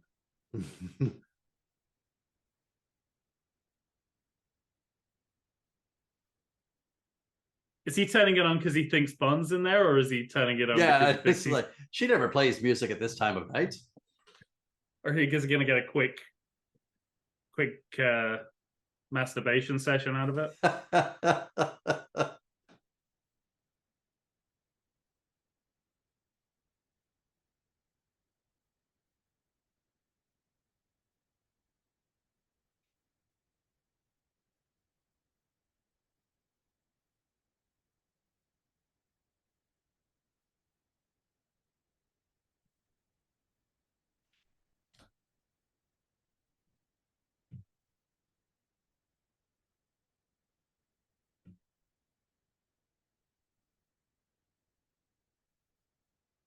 Gonna have to Harry call it up to get this conversation. Yeah.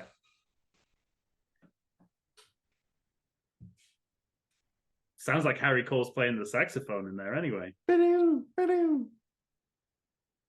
his smashed up house. Spoiler alert for the end of that movie.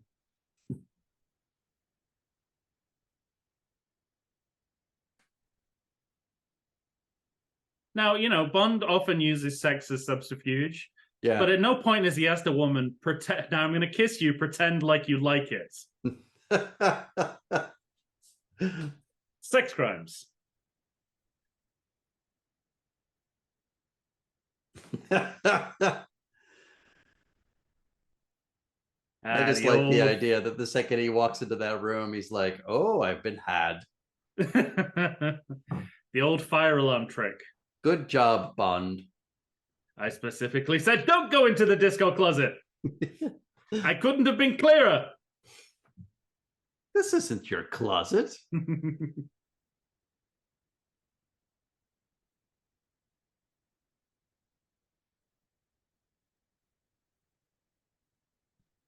Oh, now he's got the closet.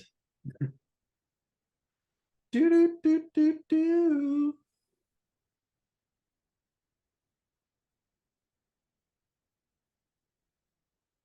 This is great. I'm going to record it. Bootleg it. Yeah. Bootleg it at Edinburgh Market. Oh, he's going to go fucking Jack Torrance on him. Yeah.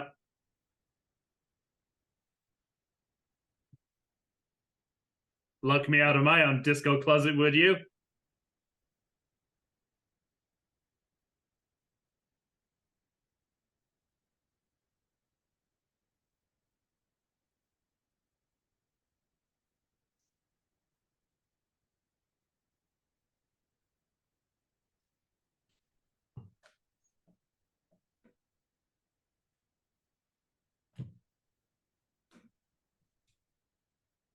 No one will be able to crack that. Yeah. Isn't that kind of your job? Muddy Penny just lurking in the background.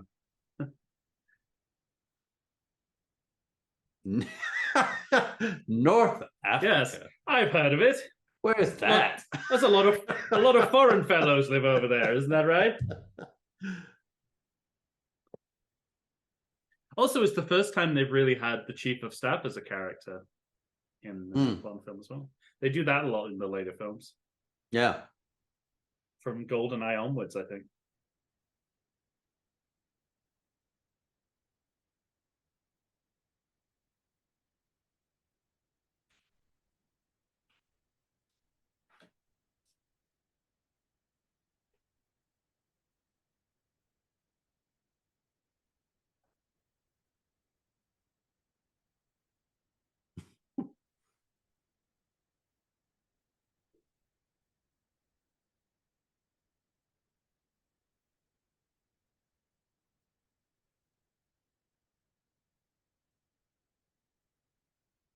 Caught between two rapists.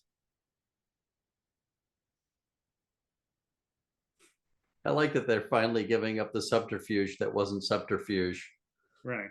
There's all this polite shit going on, like they're having lunch on a boat. Meanwhile, they both know what each are doing there. That's what they do that so much in the Bond movies. I know, that's what I love about them.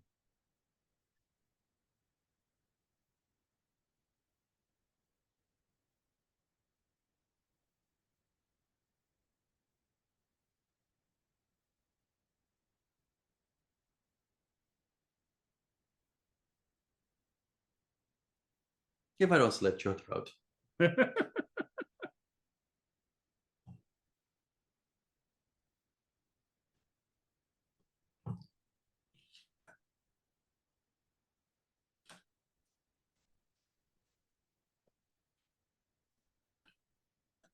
He's dead, Rick. Yeah. You despise me, don't you, Rick?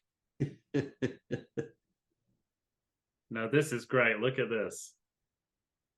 Oh, you see that bit of spit? Yeah. Now that's acting. That's genuinely horrible. We don't normally get that kind of detail in a Bond film. Right. Irving Kershner's like, Do the spit Leave take. It in. You really want to use the spit take? Yeah. Absolutely. I got one of those with Harrison Ford and Carrie Fisher, too. Always my favorite takes. This guy's all kinds of sinister. There's a good one of those spit takes. What's it called? I think it's Opportunity Knocks with Dana Carvey.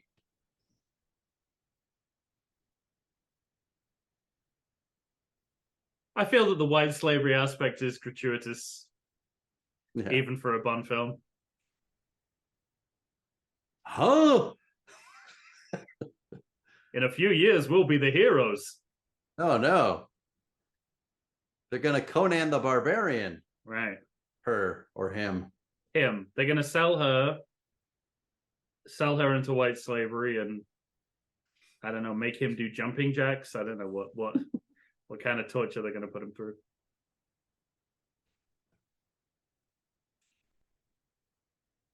Look out of this window. It is like a big eye.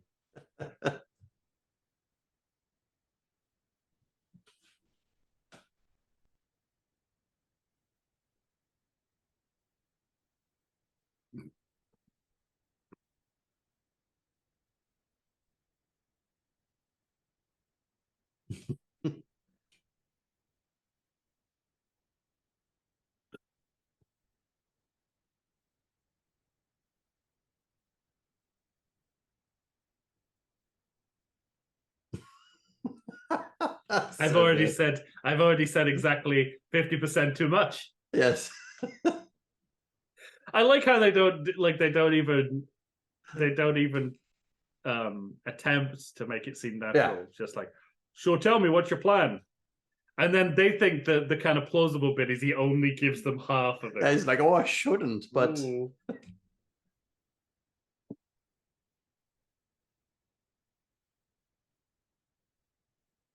Is that Borat's producer? Yeah, it does look like him, doesn't it? He's gonna sit on her face.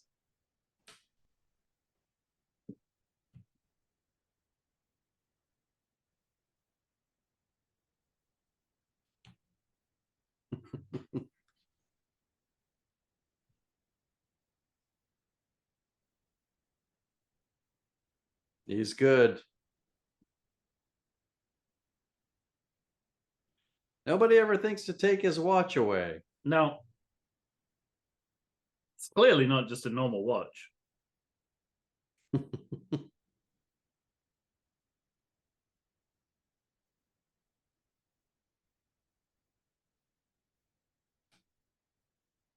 Here they come.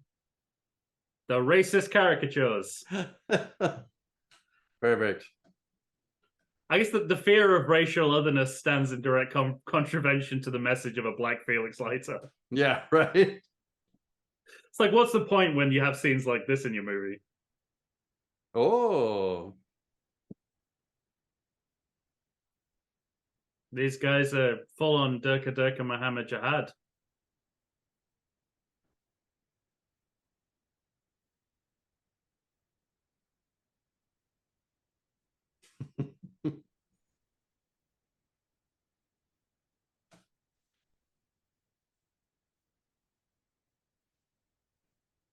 Have you seen 9.5 Weeks?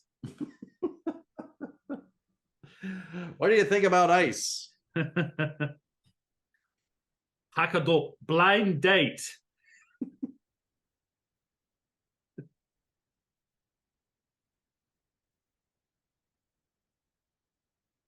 Was that the bomb? No. It might be. That would be great if it was just like. Well, no, because they put it. No, they put it 100 yards away.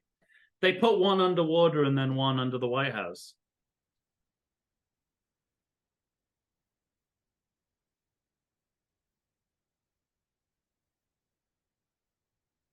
That's an awfully big room for one man to supervise. Yeah, right.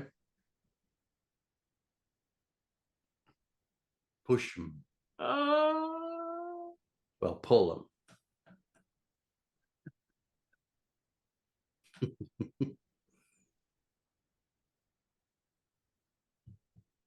Durka Durka Muhammad Jihad.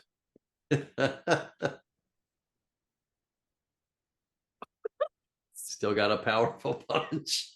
I've never seen him punch someone with a sack on their shoulder. That doesn't feel like a fair fight.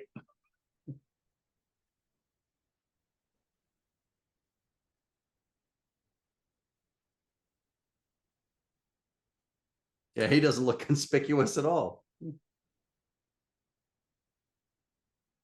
Oh, this is starting to be True Lies. Who's that Arabian warlord wearing slacks? Yeah.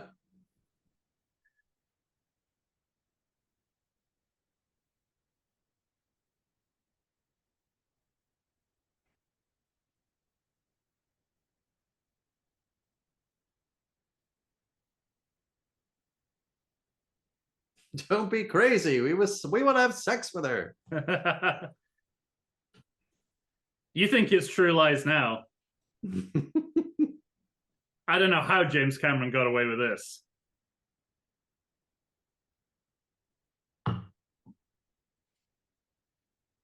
They have a real knack for picking the wrong kind of music in action scenes. Yeah, it's crazy. This sounds like an opening to a 70s game show. It's time to play Card Sharks.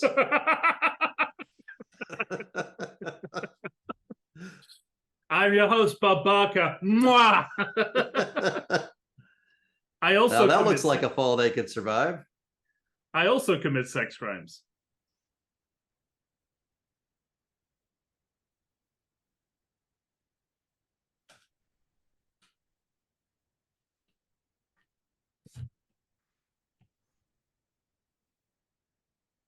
You telling me Cameron didn't see this in between making Piranha 2 and editing The Terminator?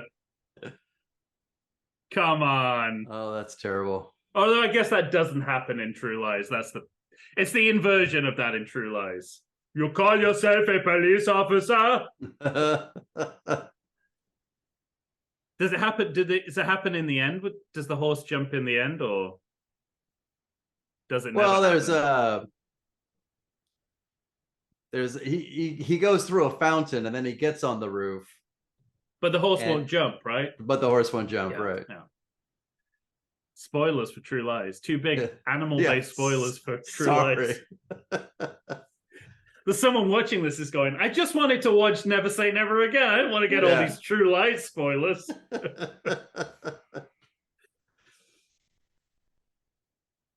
What the hell are you talking about obscure Dana Carvey movies for? I just want to watch a non-canonical Bond film, damn it. Why are you telling these guys? They don't care. Right? Although I guess Felix can report that back.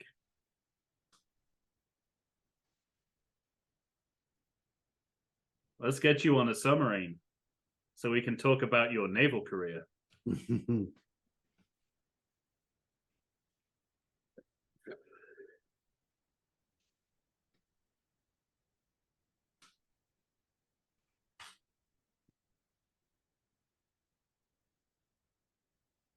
Isn't consensual sex a lot better?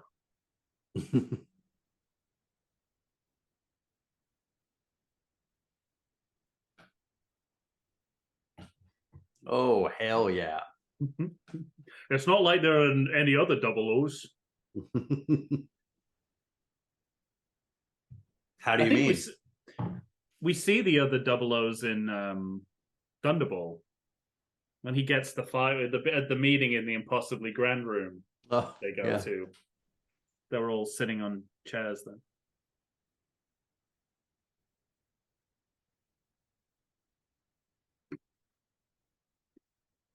Way to make it about you, James. The man.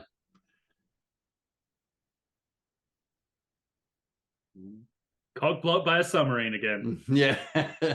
Just like at the end of You Only Live Twice. She really didn't look ready for that kiss, though.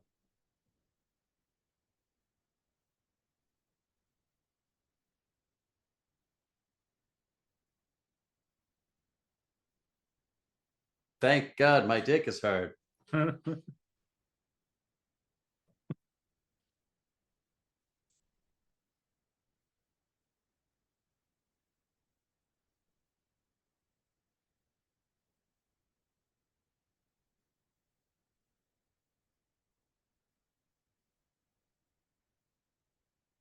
I love that however they record Edward Fox recorded that, it sounds like he's shouting into the intercom. Yeah. But it sounds like the character is, which is perfect. Yeah, right.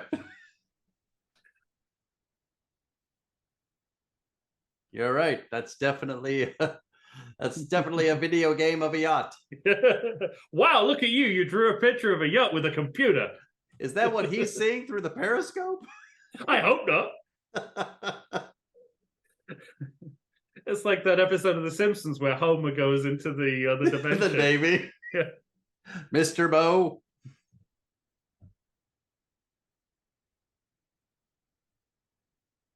All right, please, you big dummy. Don't think you needed to unbutton your blouse in order to do that, but appreciate it anyway. And of course, the pendant is shaped like a penis. And so is the map.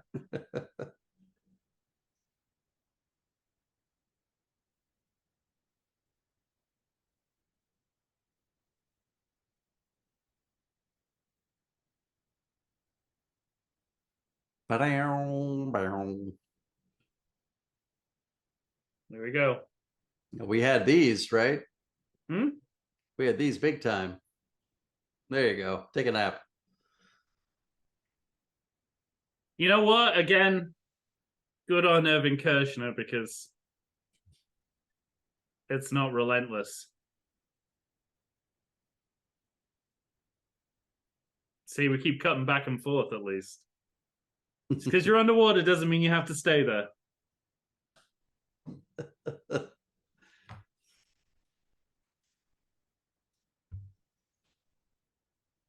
Ba, ba, ba, ba, ba, ba.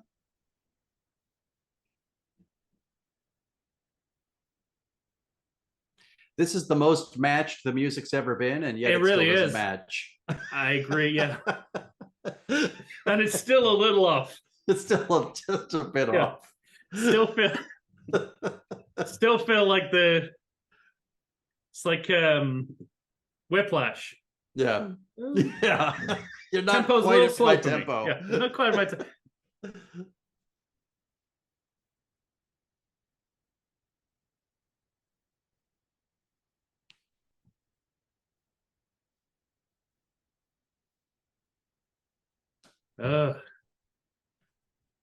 It'll all be over soon-ish. It'll all be over later than you think. Yeah. I can't even really see what's going on now. Oh, there we go.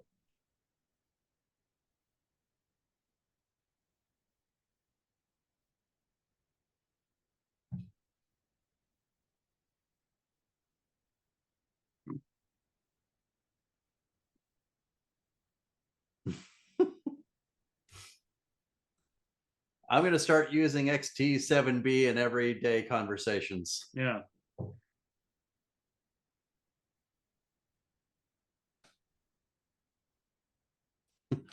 Why didn't he just say the rocket pack? Yeah. Do you have a rocket pack? I can't believe they're trying to out-rocket Thunderball. Yeah. Seemingly the only difference is that they stand now. Well, they can launch out of the water. Yeah. But how is that not adapting the movie? Yeah. There's no rocket pack in here. Well, you can add, can't you? You're free and clear to add shit. Yeah, but how could they claim they've not stolen this from the beginning of Thunderball? Yeah, that's true. It was probably the code. Maybe I'll write like an addendum to chapter 1 that contains the rocket pack in it.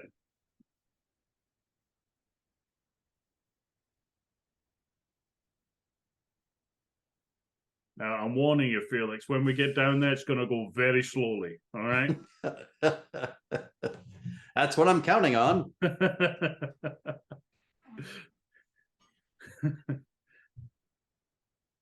It helps if you make this noise. Do do do do do do do do do do. Be aware of bull sharks.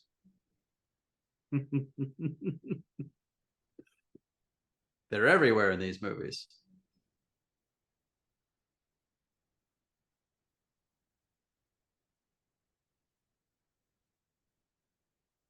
Spotlight guy. See where it's Kirshner's like, okay, that's enough water. Let's. Yeah. So where are we gonna go next? I don't know. Secret temple. The end of Raiders of the Lost Ark. It really is. Bald guy. This is the same bald guy. Yeah. We saw earlier though. So that's still one. It seems like the position he was in last time we saw him does not qualify him for what he's doing now. He started off as the guy who looked at the screen. Yeah. And now he's basically he's second in command.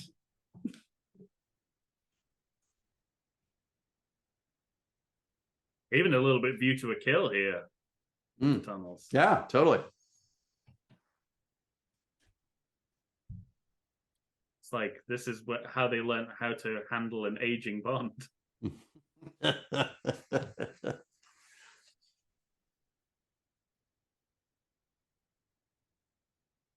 Yeah, turn your light off, idiot. You're supposed to be a professional fucking spy.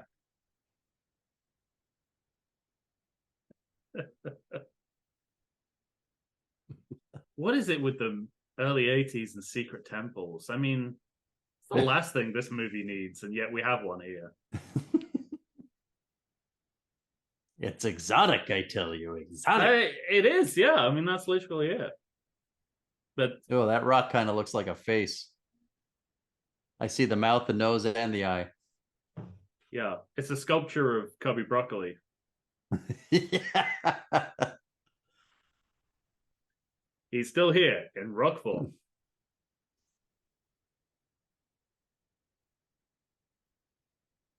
I hope they didn't build this. I hope this is a pre-existing set of something else. No, I don't know. This is minutes of the film. And it's not a film about a secret temple. I don't trust him one bit.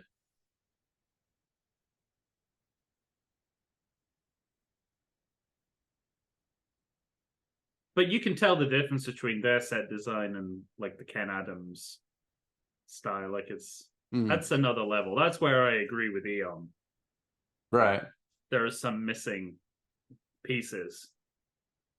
Finally. It's got a name now, Dr. Kovac.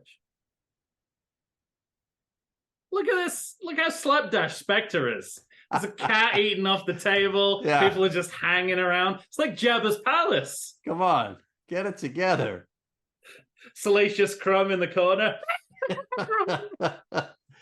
Where's his jar of shit he eats? That girl he shrinks and then eats. That shrinks and goes into the bowl.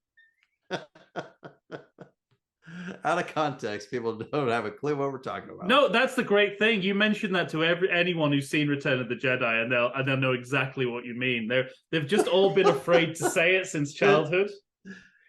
So doesn't it really look like the girl shrinks and then he eats it? Yes!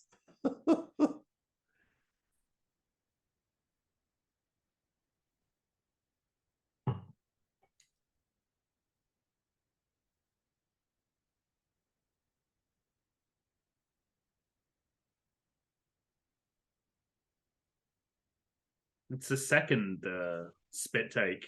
Yeah. This guy likes to spit.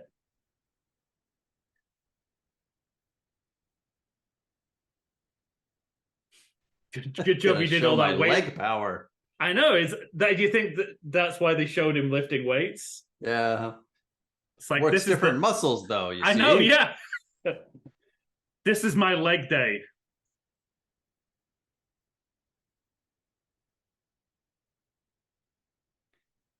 That's essentially nothing. Yeah, it's essentially just punching someone with a rock.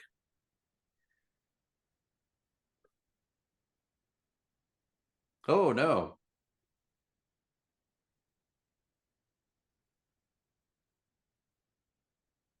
Oh, stuntman on fire.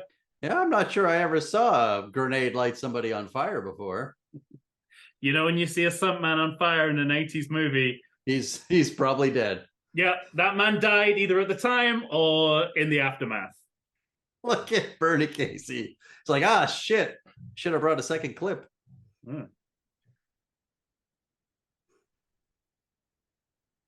And again, another top draw Felix slider.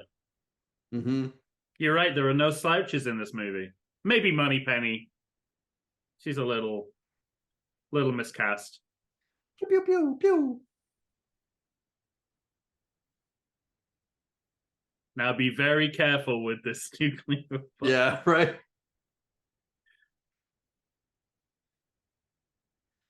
Computer starer's got some computer staring to do.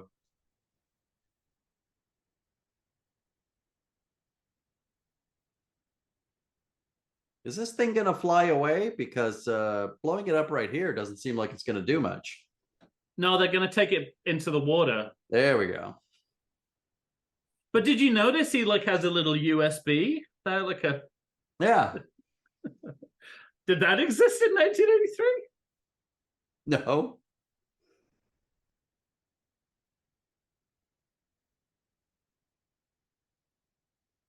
Irvin Kershner's like, I'll film underwater, but I'm not going in the water. I'll do it from the surface. I like that he went feet first. I like that it doesn't seem that the water's deep enough for him not to be paralyzed by that jump. Yeah. Everything about it looked inelegant. It's almost as if everything that happened, everything simulated that happened to him in the Ward game should also happen to him in the movie. Yeah. For real.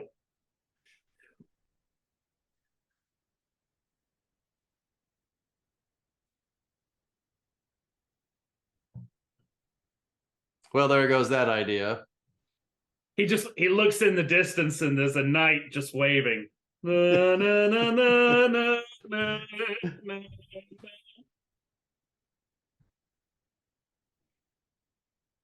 Does the knight wave? Well, we'll find out when we do the Indiana Jones films. Yeah, we will. I remember the knight waving, but that might be Mandela effect.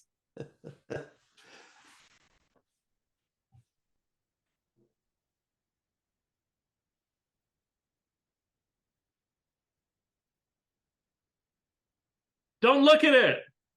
Marion, don't look at it. I've seen a picture of this in the Bible. Oh, yeah. Wait a minute. How did he... Doesn't matter, Tom. It doesn't matter. No, we're always complaining about this. I know, and yet, exactly. I'm so used to films filling in the gap now that when I see that, I go, wait, how did he get there?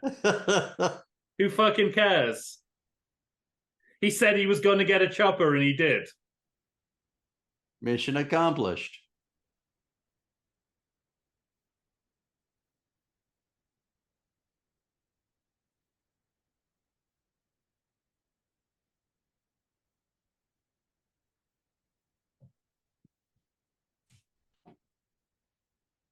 We have precious few minutes left. Of the movie? Yeah. Or life? Both, I guess, are true. My internet was unstable there for a minute, and the movie became stills. It was like my nightmare. It was just still images of underwater scenes. It was an underwater scene going even slower than it normally does. It's hard to tell. Is that Largo? Yeah, it's Largo. Okay, good. That's where the eye patch comes in handy in the original. You can always tell it's Largo because he has the eye patch on.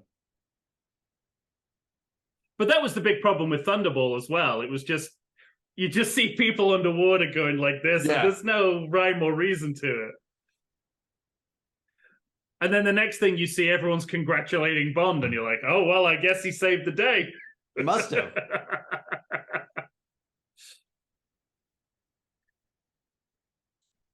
Eggers brings it back for us in Last Night in Soho. Yes. That beautiful awning. Yeah, so good. The billboard, yeah. That makes you want to watch Thunderball. It makes me want to watch it in 1964, not like or what it was 64, 65, I think. 65, I think. But not now.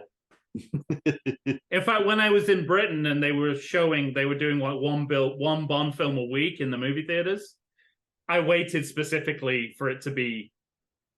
I got in there before Thunderball. I had a choice of Goldfinger and Thunderball, and I moved my schedule around so I could make it Goldfinger. It would have been far easier to see Thunderball. Yeah, I'm a little bummed because I'm going to go see that Exorcist tomorrow, but Rear Window's also playing. Oh, at the Cinema Under the Stars, or? No, the Angelique in Carmel Mountain Ranch. It's a little bit of local film chat, everyone.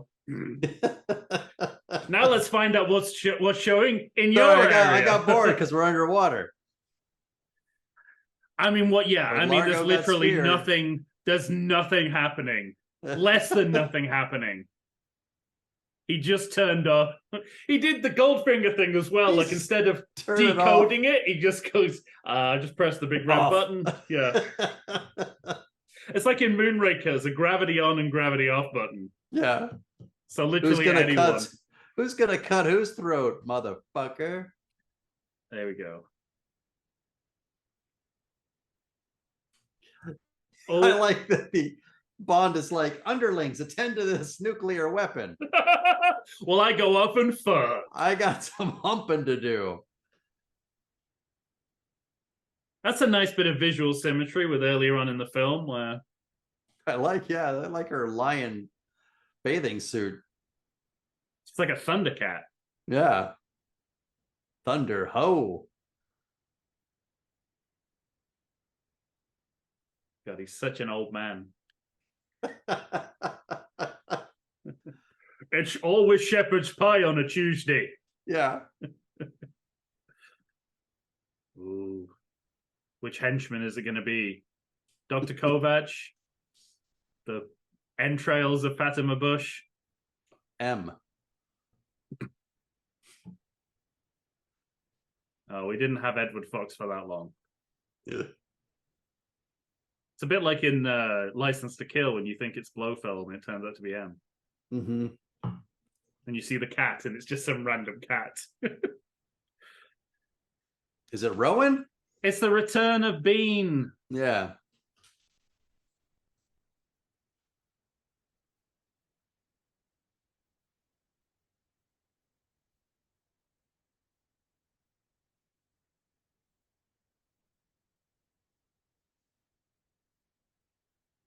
I'm not going to spend the rest of my life remaking Thunderball. Yeah.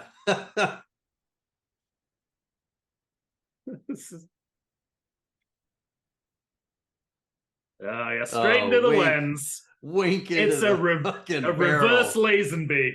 That's great. Oh, I don't want to watch Young Frankenstein. Young Frankenstein? Is that what you had? Yeah. Yay, we both had it. Pat Roach, Lippy. Yeah. Gavin O'Herlihy. It's... Yeah, a woman can feel the heat, all right. Q is called Q-algy, which is, I guess, the way they get around using a character from the films. By continually referring to him as Algernon. Take a note, 2020s. These credits are going to be about 3 minutes and 45 seconds. Consultant to producer, Talia Shire Talia Schwartzman. Shire. She is Jack Schwartzman's consigliere. Yeah. Connie Corleone herself. Apogee.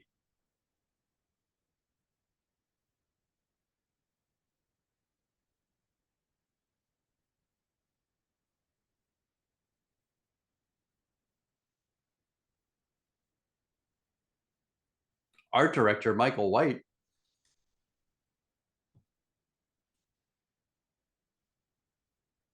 Of White Lotus fame? Probably no. Like as a 4-year-old boy?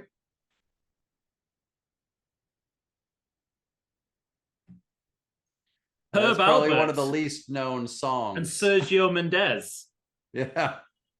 Herb Albert also did the music for Casino Royale, the 60s Casino Royale. So that's two non-canonical Bond films that Herb Albert has done music for. And there's only two.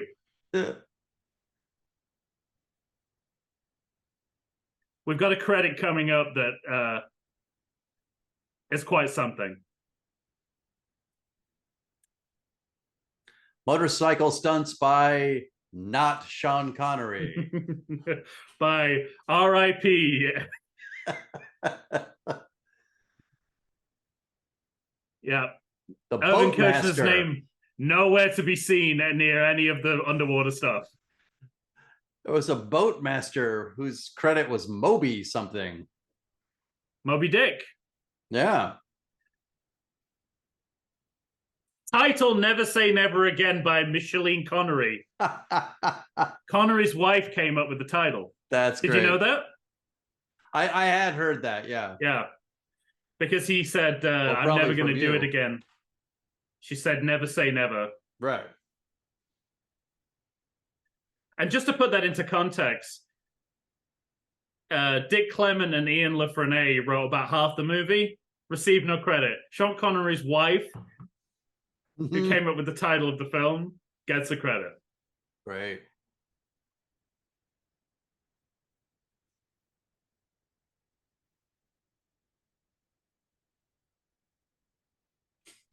All underwater sea sequences shown in this film were slow. Commonwealth of the Bahamas, that's got to be for tax purposes. Oh, sure. They lost control of that. Many bull sharks were hurt in the filming of this movie. Also, they lost control of that saxophone just then.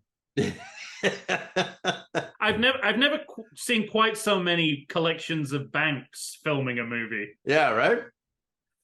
That's independent film for you. You got to get the money where you can. Basically, it feels like Spectre funded the movie as well as Talia Film. Make you an offer you can't refuse. Yeah. That should have been their slogan. Oh, button came undone. Well, been slutting it up this whole time. Well, that's, just like Connery himself. You got to think that under the tie, the buttons are open, so that once he takes it off, it can just, spring open. Savvy forth. Well, what do you think? What say you? I know what I think. What do you think? And I think everyone at home probably knows what I think as well. I mean, I think it's fine. It's good, isn't it? It's good. It's a good, fun movie. It's in a way, it's impossible to rank and declare in the way we normally do because nothing compares to it, right? Right. It's like it's the film equivalent of a Sinead O'Connor song. Nothing compares to Never Say Never Again. I'm not even clear on what the movie actually is, so I don't know how. The only thing I can compare it to is like other non-canonical Bond films. So between this and Casino Royale, this is the one that feels closest to the official canon for sure. Sure, it's the best knockoff of the Bond formula that exists. Definitely, yeah. Because you've got Connery. They've made an effort with the casting. They've got real directors, real writers. But you can see it's. And this movie has everything that most Bond movies have, except the music. Yeah. Really? Pretty much, yeah. It's not. It doesn't have that Cruel Jaws feel. No. Which it so easily could, right? It could, or like Turkish Superman, that kind of. But it is again that sort of uncanny valley, but right. I guess the uncanny valley is it's like, God, this really is Sean Connery as James Bond. But yet something's not quite how it should be in this scene. But like he's in overalls or something throws it off. But overall, it's like they play into his age, so they take it into account. It's interesting because it's kind of coded, right? They don't say, no one ever comments on his age, but they talk about him coming out of retirement. Yeah. They talk about him being out of shape. Mm-hmm. There's a bit, I think we missed it. I was probably talking over it, but when he's going to Shrublands, let me see if I can get the exact quote. The porter, when he's taking his bags, let me get to it. Oh yeah, he looks at his Bentley and says, "Oh, it's still in." He said, "Oh, you don't get many like that anymore." And then he wanders off, and Connery says, "It's still in pretty good shape." Yeah, it's like, I don't think they're talking about the car. No, yeah. And I like that because they did it, whether it's conscious or not. They do the same thing in North by Northwest with Cary Grant. There's a shot where it's the auction house scene, and he's moving around the auction house, and you can hear the auctioneer sort of describe what is like an antique chest, and he's talking about still in reasonable condition, and it's 60-year-old Cary Grant covering it. So clearly, it's something similar to that. I mean, I like the fact, as a fan of the books, there's a lot of the books in here because there has to be legally. Yeah, there's no choice. So all the Shrubland stuff and which was basically like, it was Fleming's, the first few chapters are like a health farm satire. It must have been like a buzzword at the time, like people were going to health farms. So at the beginning of the book, M is on a health kick, and he's suffering through it, so he wants to make Bond do it as well, to feel his pain, essentially, to kind of project his misery onto him. So he sends him off to Shrublands, and it's great because the idea is that in whatever's happened to him in the previous books has taken its toll, and he's like, physically in really bad shape. So I like that element too. Sure. And but here that's kind of a surrogate for his aging. That's like he's not in mint condition at this point. But then as the movie goes on, they back away from it, and they shouldn't have had like young women lusting after him quite so much. Right. I mean, it's fine for it to be Kim Basinger because they're going to get together, but I feel like But he can't even step onto a dock without some woman turning around, and I'm not even talking about the woman with the beer and the fishing pole. Like, there were other women that they're all sort of turning like this and going, ooh. Yeah. Also, she was an alcoholic. She was like, there was no one else on that boat. She was taking a lot of beer for like an afternoon, right? Don't judge Tom. She just needs some help. Well, she ain't gonna get it in the Bahamas fishing. But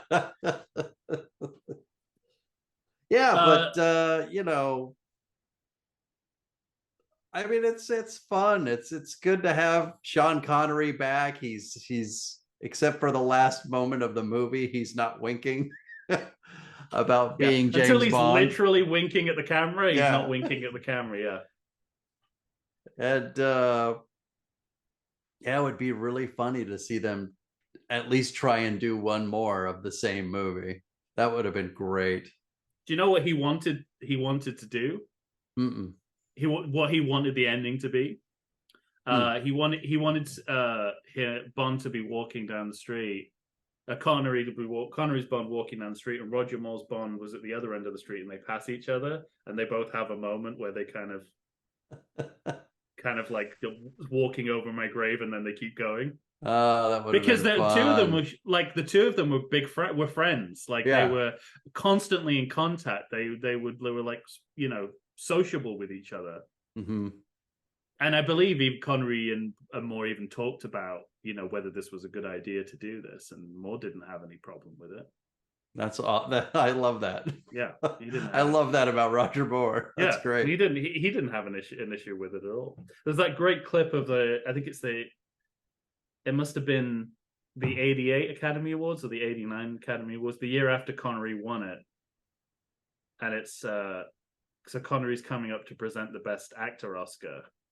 And it's him and Michael Caine, who must have won the Best Supporting Actor the previous year.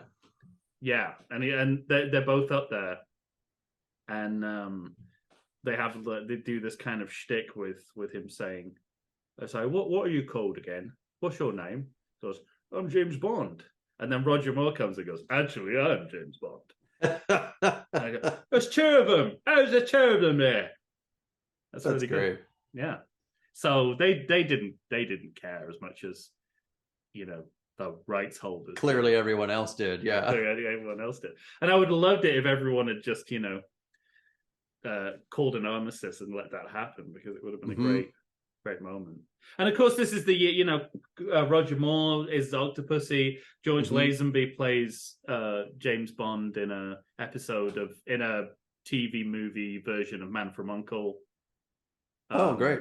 So it's the summer of Bond, 1983. You got the first three Bond actors were all playing Bond on screen somewhere. Good times. Yeah. But yeah, I think it's given that it's doomed to failure. Right. As an exercise, I think it's... But not like huge failure. I think, what did I say? 35 million, I think. It was like 34, 35 million it's budget, like, and it made like 50, I think. Only in the sense, not financial failure, but just in the sense that it has no future. Yeah. So I'm glad that they had fun with it, and I can see, where it seemed to establish a precedent for other Bond movies later on as well. So I think it's worthwhile. You can look past the sex crimes and the embarrassment factor and the uncanny valley. If you can look past all of that, it's very entertaining. I agree. And I in a way, I almost wish they'd have. And Clement and LaFrene talk about this in the featurette, that they say we paid much more attention to the front half of the movie than the second half. It felt like they let the second half get away from them a little bit. And the front half definitely feels tighter. Yeah. Conceptually. Like it feels... Conceptually, yeah. Yeah, it feels like... feels like what works about the movie is more in the first half than the second half. It drifts a little bit. Obviously, underwater doesn't help, but... But again, like, you can't hold that against the movie. They have no choice. They have to go underwater. Because that they only have this to go on, the book. And most of this is underwater. So, all right, I'm fine with it. That's good fun. Yeah, I mean, of all the watch-alongs we've done, hell, this is probably one of the best ones, right? Agreed. Yeah. I mean, again, it comes down to filmmaking quality external to the Bond canon, right? Because you can nitpick the sort of inauthenticity when it comes to the Bond films, but you can't really nitpick a blockbuster movie director, one of the hottest screenwriters of the time, one of the biggest film stars of all time, and this cast of great character actors, great character actors, and like really international as well. Like you not just Hollywood. Obviously, you've got Kim Basinger and Bernie Casey, but it's genuinely cosmopolitan. You've got German actors and Mediterranean actors in it. So it feels like it delivers on the internationality of the Bond film as well. Totally. Yeah. Great. It's good shit. Yeah. I'm glad it was. You talked about like about what you think of films based on how you first saw them and what context you saw them when you were younger. And I remember this being introduced on public holidays. British television would just show the Bond films on a loop. They would just like start from the beginning and then just keep going and then go back round again. Yeah. And by the time I was watching the movies, this had made it into the cycle. That's nice. You knew that it would they weren't going to skip it.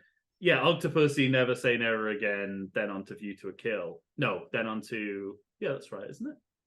Yeah, and then on to View to a Kill. Is it? Okay. Mm-hmm. Yeah. Yeah. Which is also a weird, like watching View to a Kill straight after this is interesting because they're both takes on the geriatric Bond. Yeah, right. And again, like, you know, Mark Gatiss' description of View to a Kill, that it works better as a movie about an elderly man who thinks he's a spy.